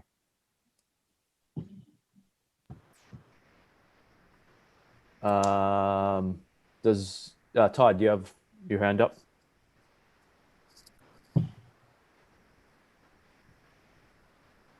Dwyer. Like 15 minutes. There was also, thank you, Mr. Chairman, there was also a barn on the property that was raised. That, if I recall correctly, when we approved the property, they had permission to rebuild that barn. However, the existing driveway that was there was gravel, and it's now been completely paved. So I would think that the property owner would, at the very least, have to memorialize everything that's been done so we can evaluate it in a hearing. Okay. Is that, Matt, I can't remember the exact notice of intent. Was that barn, we allowed that to be rebuilt in the exact spot? That's correct. I know there was according to the former property owner, the initial mix-up with him was that he got clearance from the historical commission to take the barn down, and he started doing work in the area, and he thought that was the only thing he needed for approval. So we had given him permission to rebuild a barn in the existing area, in the existing dimensions, not to be expanded if he so chose to do so. Okay. Along with a bunch of cleanup work from detritus left on the site for years that he did clean up and get out. So. All right, Matt, what do you think the best course of action here is? To work with the applicant or work with the homeowner to come up with a filing for what they've done to document it, and then see how we're going to remediate it? Yeah, I can work with them. I mean, the plans are relatively fresh. I have an as-built on file. We can use that as a reference and document whatever square footage was worked on. I think it would be a pretty simple matter from a public hearing retroactive permit standpoint. Okay. What the homeowners here, what kind of construction was the shed? Is it on a foundation or is it on piers or? No, it's on a hot tops pad. It's on part of, like, just off the driveway. It's a 195 square foot shed. You know, I had called the building inspector's office and spoke to a woman and asked her, hey, if I needed a permit for the shed, how large? And she said under 200 square feet, no permit necessary. And I asked her the setbacks and all that, and she said, you put it on the Townsend Harbor side. She asked me the address, and I gave it to her. I think she pulled up a map. She said she was going to pull it up. Anyway, she told me 40 feet off the road, off Townsend Harbor, and then 20 feet around the perimeter of the property. And I didn't think I was really doing anything wrong. I thought I was doing exactly what she had said. And I even... Well, that's coming from the building inspector's office. Yeah. You know, the comments that she made didn't address any wetlands issues. It simply addressed building and zoning, which explained why it didn't show up on the viewpoint portal, because there was no building permit application required because it was under 200 square feet. So, I mean, fairly logical as to the chain of events here. Yep. Yeah. Rich, you have your hand up. Yeah, Matt, did you say that we'd already issued them a certificate of compliance? That's correct. Before the home was sold, Yeah. he did his stabilization work, did his cleanup work, had an as-built drawn, and then received a certificate of compliance. So at that point, won't he have to reapply for a new permit for a notice of intent? That's what we're talking about doing. Okay. That's why I had referenced the as-built, and we have a fresh as-built, so there's really no change in conditions on the site. So other than, you know, the work that was done, so it should be fairly easy to document. Okay, so it's a new notice of intent that we're looking for. Yes. Okay, just wanted to clarify that. So Steve, what do we mean by a new notice of intent? It would simply be a retroactive permit under the town's wetland bylaw and the State Wetlands Act to do a retroactive evaluation and approval on your property. And that's how, you know, we would bring you back into compliance that way. Okay. So whose office do I go to at Town Hall to? It's not Town Hall. You go to the Ritter Building and come see me. So give me a call tomorrow. We'll make a time where we can get together and sit down, and I'll go over the forms with you, go Yeah. over the as-built plan, and we can start getting everything rolling. Oh, that's excellent. Okay, I will do that tomorrow. I'll give you a call. Awesome. Thank you very much. Thank you very much, everybody. I appreciate your time. Thank you. Does anybody else have anything before we lose the homeowner? Anybody have any other questions? No, thank you, Chairman. So just in looking at it, Matt, and you've looked at the plan, is he going to get the clearance that's 40 feet off of the Townsend Harbor Road right of way? I don't, that has to be determined. I'd have to Okay. determine that on the field. I haven't done that as of yet. I saw the work being done. Actually got a phone call from another commissioner who isn't present this evening and Commissioner Dwyer, and issued the enforcement order immediately. Okay. Yeah, so we probably do want to just do this concurrently with the building department to make sure Yeah, that I can- he's putting where he has put it is in the proper setback or outside of the setback of the road. Yeah, I think he's going to be okay, but I will have Casey, I'll go over it with Casey as well. Okay. Because I know Case has seen it and he really didn't have any issue at that point, but I'll review it with him again.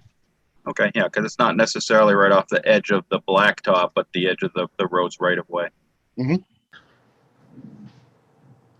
All right. Thank you. Thank you, sir. Thank you. Matt, what else do we have for violations and enforcement? If you just give me 1 second. Sure. I just wanted to make a note on that right-of-way offset that Richard brought up. Sure. Okay, so going over the list, 99 Route Street, that's obviously under continuance. Bill Hannigan is in the midst of reviewing all of the videos that we've had on the videotapes from all the meetings. He's in the middle of doing survey work. He's preparing a notice of intent, and he'll come to the October 7th meeting to give us an update. 32 Brookview, the owner has 1 week left to respond and to pay on the fine. If I don't receive anything, I will do a request for further enforcement. Mr. Bob, are you Chair, still here? Yeah. Yeah, go ahead, Carl.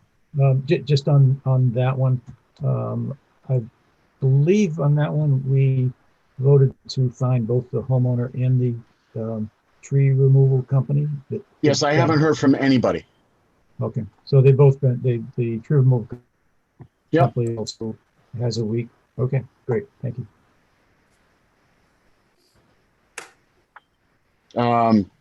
Bob, you're still here? I am. Fire Road 12, did you want to give the update on Fire Road 12 with town council? Town council drafted a letter to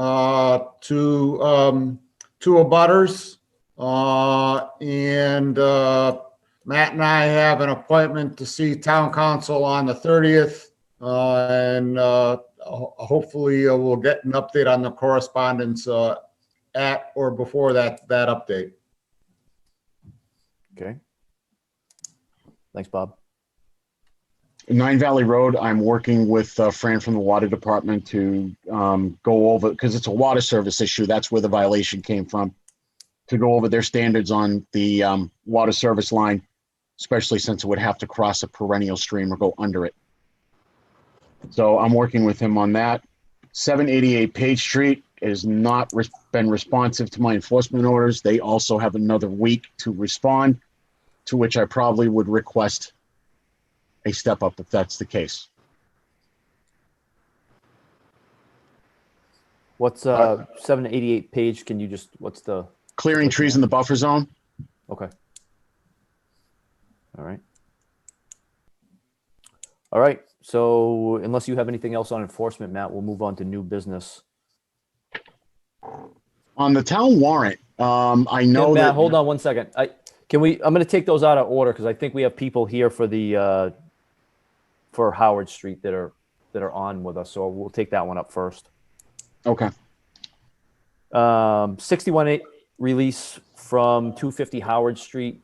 I think they were on with the potential buyers were on with the selectmen, I believe, at one meeting that I watched.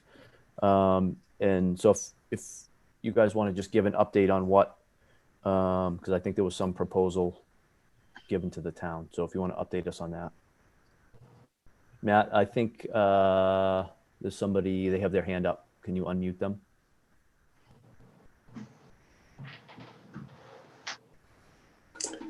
Hello and good evening. My name is Joel Normandin, and beside me is Sarah Newcomb. We are the prospective buyers of the 251 Howard Street parcel.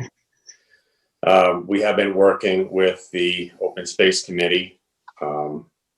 Once we met with the Board of Selectmen and came up with a proposal to gift a section of the land back to the town. And then the town would just not act on the first right of refusal. So that's where we are at this point. Brandon is working and drafting up something that he's going to be sharing with the town council as well as I believe the town manager in the next day or so. Our last conversations and emails with him this afternoon. Okay. So, Bob, were you at the open space meeting that you I was. discussed this? Okay. Do you want to just give an update on that, or are you And happy with so what happened was, Mulpus Brook, the headwaters, Mulpus Brook crosses across the back of the property.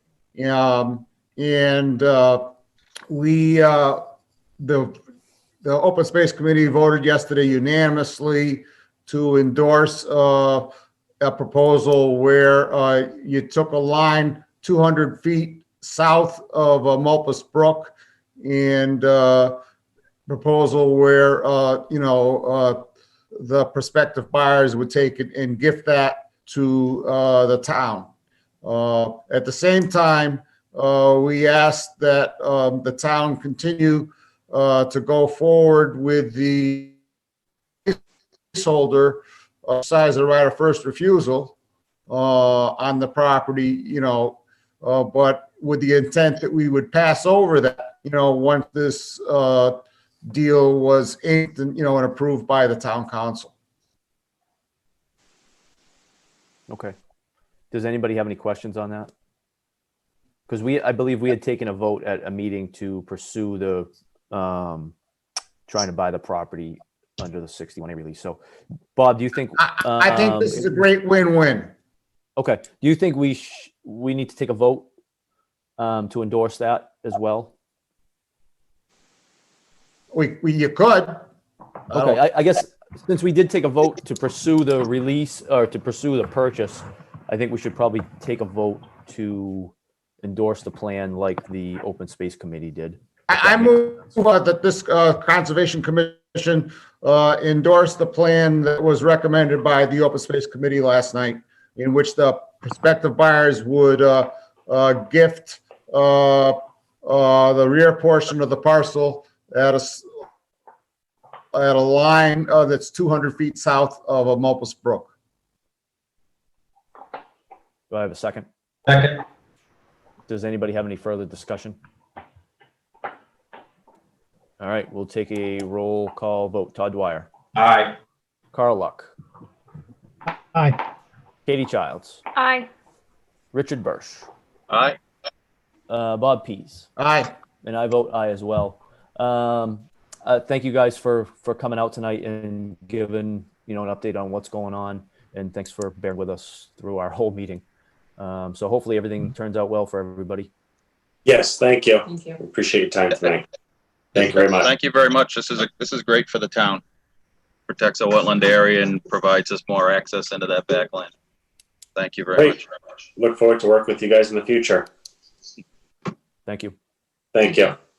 All right. So going on with new business, town warrant discussion. Matt, what do you got? Okay, so Heather called me this afternoon about the warrant, and I know that there's been proposed language floating around. What she's asked is that the commission simply submit the proposed articles that it wants for the warrant, and I would have to write them up and get them to her tomorrow. The warrant apparently closes before the selectmen have a chance to meet. And what she said she would do is she would take those draft articles to get it on the warrant, and then any revisions in language can be worked on subsequently. So let me give an update. Go Yeah, ahead. go ahead, Bob. Yeah, last night at the Open Space Committee, the Open Space Committee unanimously moved to transfer 111 Mulpus Rear and whatever that number is, Northwest Townsend Road rear, from the care and control of the selectmen to the care and control of the Conservation Commission. And so if there's, when there's no further discussion, I'd like to make a motion that we authorize Matt to propose such articles, to draft such articles for Heather. Okay, I think this is going along with what we've been talking about all along for moving some of those parcels out of care and control of other boards and groups into our care and control, especially when it's abutting or adjoining property. So, anybody have any other discussion? What were the two parcels again, Bob?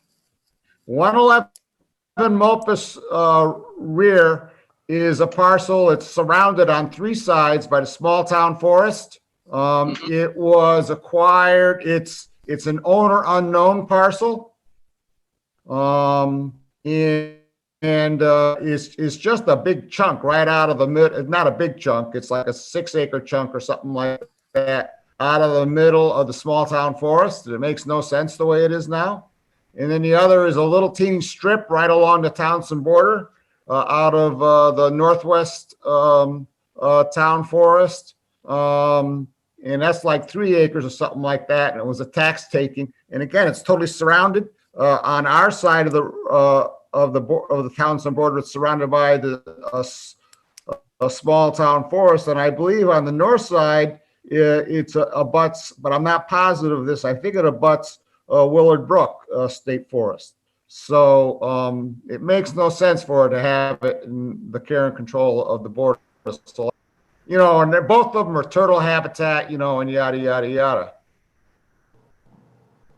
So you say small town forest, but are you talking about 970 Howard Street, or I'm trying to find the plot? Oh, no, it's 970. It's not Howard Street. It's north.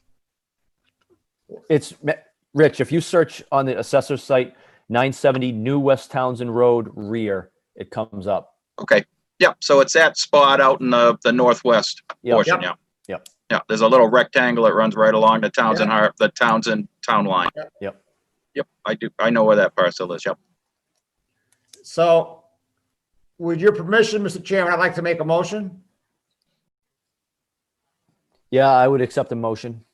I'd like to make a motion that the commission authorize Matt to draft an article or articles for Heather, transferring 970 New West Townsend Road rear and 111 Mulpus Road to the care and control of the Conservation Commission.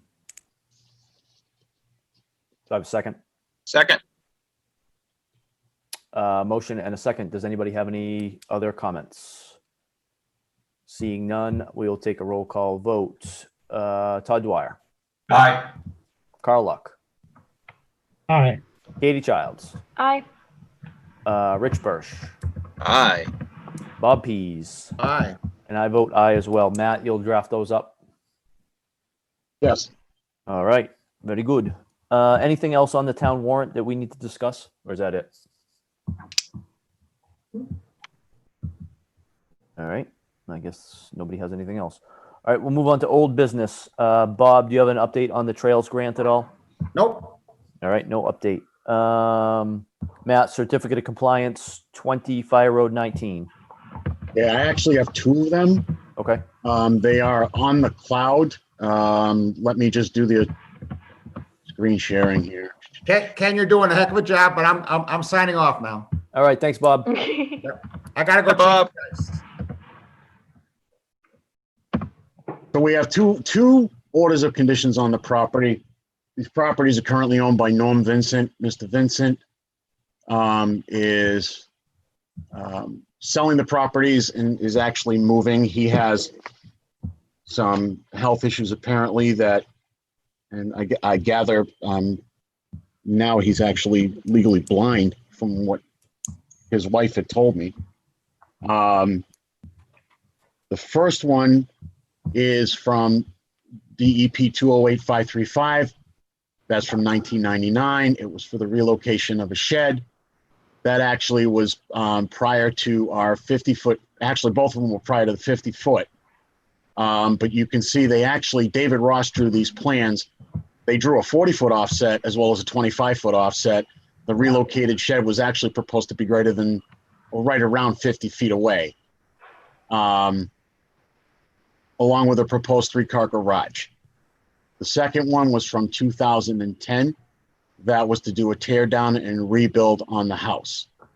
Again, in yellow here is the 30-foot no-touch zone. The site is stable. The site looks good. These are very old orders, and I'm recommending that the commission approve the 2 certificates of compliance. Did all the work that was proposed get done now? It appears to me to have done so, yeah.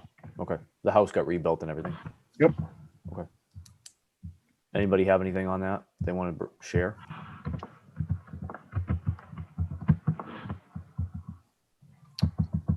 All right. I would take a motion to approve the certificates of compliance. I'll make that motion. Second? Second. All right. Motion and a second. Does anybody have any comment? All right. Roll call vote. Todd Dwyer. Aye. Katie Childs. Aye. Carl Luck. Aye. Rich Birsch. Aye. And I vote aye as well. All right, Matt, moving on, there's no extension permits. The minutes of the meeting for July 15th and August 19th. Carl, did you send me any revisions for the 19th? I'm sorry, I did not have a chance, Matt. No, that's all right. I mean, I know we got revisions on the 15th. Everything looks pretty good. I believe you guys just needed to vote to allow it to go so I can update the, send it off to the clerk, and get everything updated. Okay, so everybody's happy with, Carl, you're happy with July 15th? The 15th, yes. Okay, so I'll take a motion to approve the minutes from July 15th. So moved. Motion and second. We'll take a roll call vote. Todd Dwyer. Aye. Katie Childs. Aye. Carl Luck. Aye. Rich Birsch. Aye. And I vote aye as well. And then we'll take up the minutes of August 19th at the next meeting. Is that what I'm hearing? Yeah, and I'll have the other ones ready too. So Okay. hopefully I'll have a chance to get them to Carl so he can review them as well. Great, thank you, Matt. All right. Any committee reports? Anybody have anything to report? Administrators report? Well, forestry planning, I know that we had talked about doing work on I believe it was the Reno property. Did you guys want to move forward with Gary on that one? Yeah, we had talked about it. I think a conversation with Gary would be helpful. I don't know if we're ready to pursue a cutting plan at this point yet without talking about it a little bit more. Anybody have any thoughts on that? Rich, do you have any thoughts? If I might, yeah, Mr. Chair, I would recommend that we definitely talk with Gary Goldrip prior to any instructions of developing a forest cutting plan. Yeah, I think to see what he thinks on the property, because he's intimately familiar with them because he has drawn up the land use plans that we have. Yeah, I would get an idea of what we're looking to do and then sick him on his way. Yeah, I'll have him come to the October 7th meeting. I've talked preliminarily with Gary. He thinks Reno property is a good area for some maintenance work. If I remember correctly, he did say that there was some pretty decent oak hardwoods that could come out to allow for the younger ones to grow in. And right now the prices on oak are actually really good because of a wood shortage. But I'll have Gary come to the October 7th meeting to go into it more with you guys. I think that sounds fine to me. I'd also like, at some point to schedule a site visit with Gary to do a walkabout on the land with as many members as can attend. I think that would be very helpful. You know, I think the October 7th meeting would be a good time to set one up with him. Okay. That works for me. We, you know, I know Bob's outlined a bunch of encroachment issues. We have another one that has come up that I'm going to be bringing to the October 7th meeting, getting more details on it. It actually involves encroachment onto our open space from a property in Townsend with a driveway. So I know I've spoken with Bob about it. I've spoken with Heather about it. I've spoken with Rich about it. We're going to have good detail and bring it to you guys on the October 7th meeting. Also, there is a vacant piece of land on Parmenter Street area that the town owns that has frontage on Lake Shirley that the town has asked me to look for any type of encroachments or trespass from abutters. So I'm in the midst of investigating that as well, so I can update the commission on that at the next meeting. All right. Any discussion on land use policy, or anybody have anything on Saliba Table Rock? I know that's kind of Bob's baby, so. Yeah, Bob wanted to do something on land use policy, or at least talk about it. So I'd like to defer that to the October 7th meeting when he can be here. I think that's appropriate. Any communications or that you have, Matt? Mr. Chairman? Yeah, go ahead, Carl.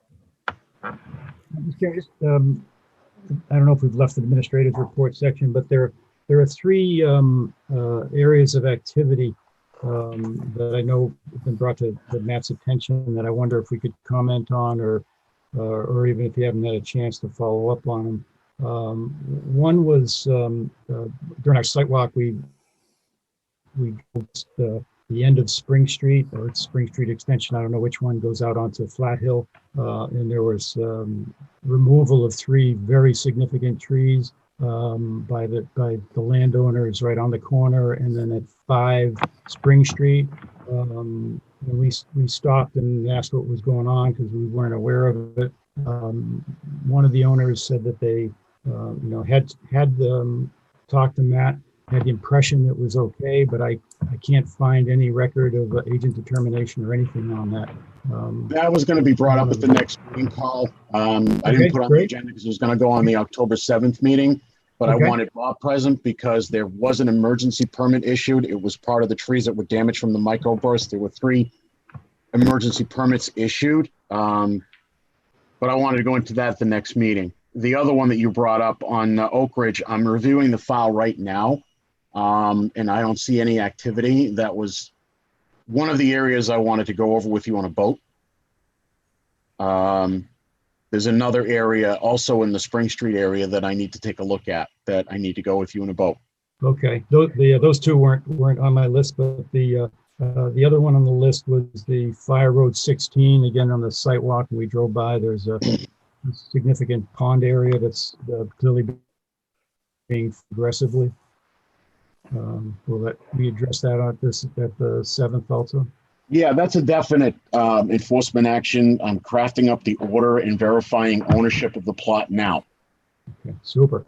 And then the last one, which I'm sure you're on to, more to get your eyes on, and maybe if you haven't had a chance, we can do it tomorrow, is the Sunset Rule 5, where we had given permission for the stairs. This is a very narrow 50-foot wide, right on the road, just access to a dock, stairs and access to a dock.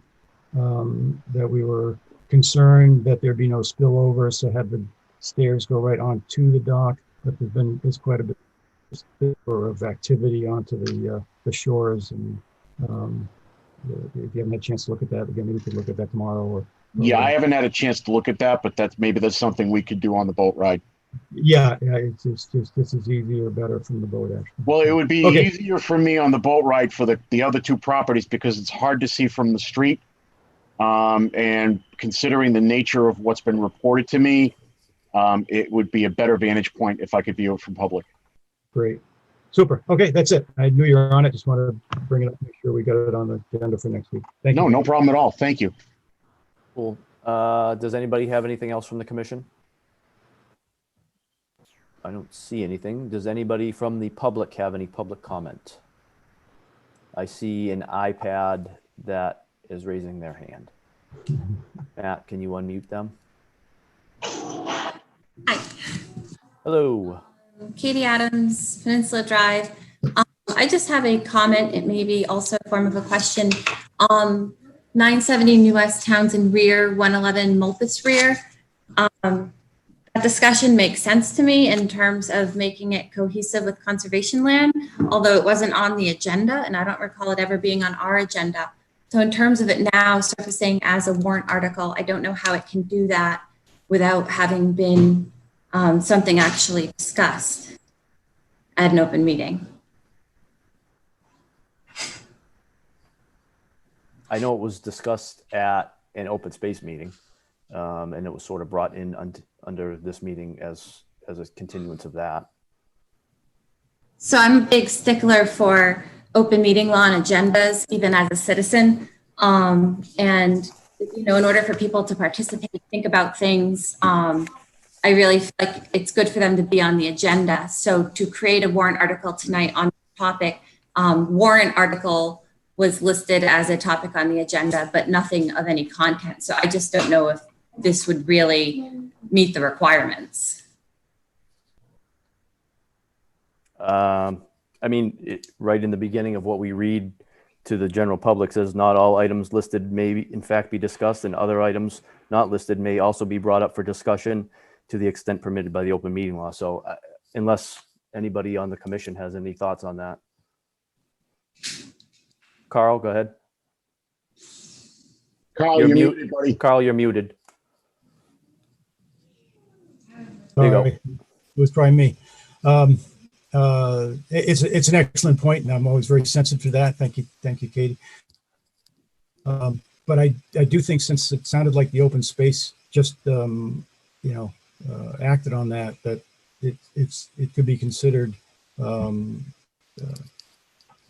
more of an emergency situation where we didn't have any knowledge of it before the posting. Be covered under that, but it's a good point we need to be careful of. Yeah, I just find it funny being a selectman, if these are things in our control, which, like I said, it all makes sense to me. I don't know why stuff isn't going through the process of being open, discussed. It's funny to be shocked by your own information. And I was here on, other topics with interest in 250 Howard and things like that. So I was just here, following along the lettuce farm, highly interesting to me. And so it was a meeting I wanted to tune into. And so then when that warrant article came up, I thought, well, why wouldn't this have come through the selectmen? Why wouldn't we have put our thoughts into it and understand it for our own purposes? So I just wanted to bring that up. I love the process. I love the agenda. I've spent a lot of time learning from the Attorney General's office. I went against the town on a topic and won, whatever. Like, I'm a pain in the butt when it comes to this stuff. But there's an intent to the open meeting law so that everybody knows the topics. You can't just pull something out and make a warrant article, in my opinion, without it being something that everybody's aware of. This may not have a lot of significance, but it's just the process, and the process is important for all topics. And it makes me wonder, what else do I miss? If, not everybody has time to drill through every single meeting, but stuff should go through a process where it can be seen on an agenda. And just to that point, and thank you for bringing it up, Katie, at this point, I believe we have just instructed Matt to go back and make the warrant articles. We haven't approved the language nor approved moving them forward onto the town warrant. So until such time as the agent has actually drafted the articles and we've approved them, I would assume that, Matt, you would be putting those on the next agenda for discussion individually when you have them drafted. That's correct. Okay. Well, it's definitely not a done deal at this point. We certainly are going to discuss them once we have the language in front of us. We don't have any language in front of us at this point. Right. I think the warrant's closing tomorrow, soon. I forget that. Well, just like in the selectmen meeting last night, Ms. Adams, sometimes we put forward warrant articles with the full understanding that we're going to discuss it later, and if it doesn't move forward, we can always table it.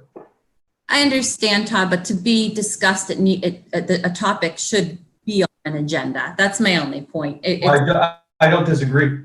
Yeah. All right.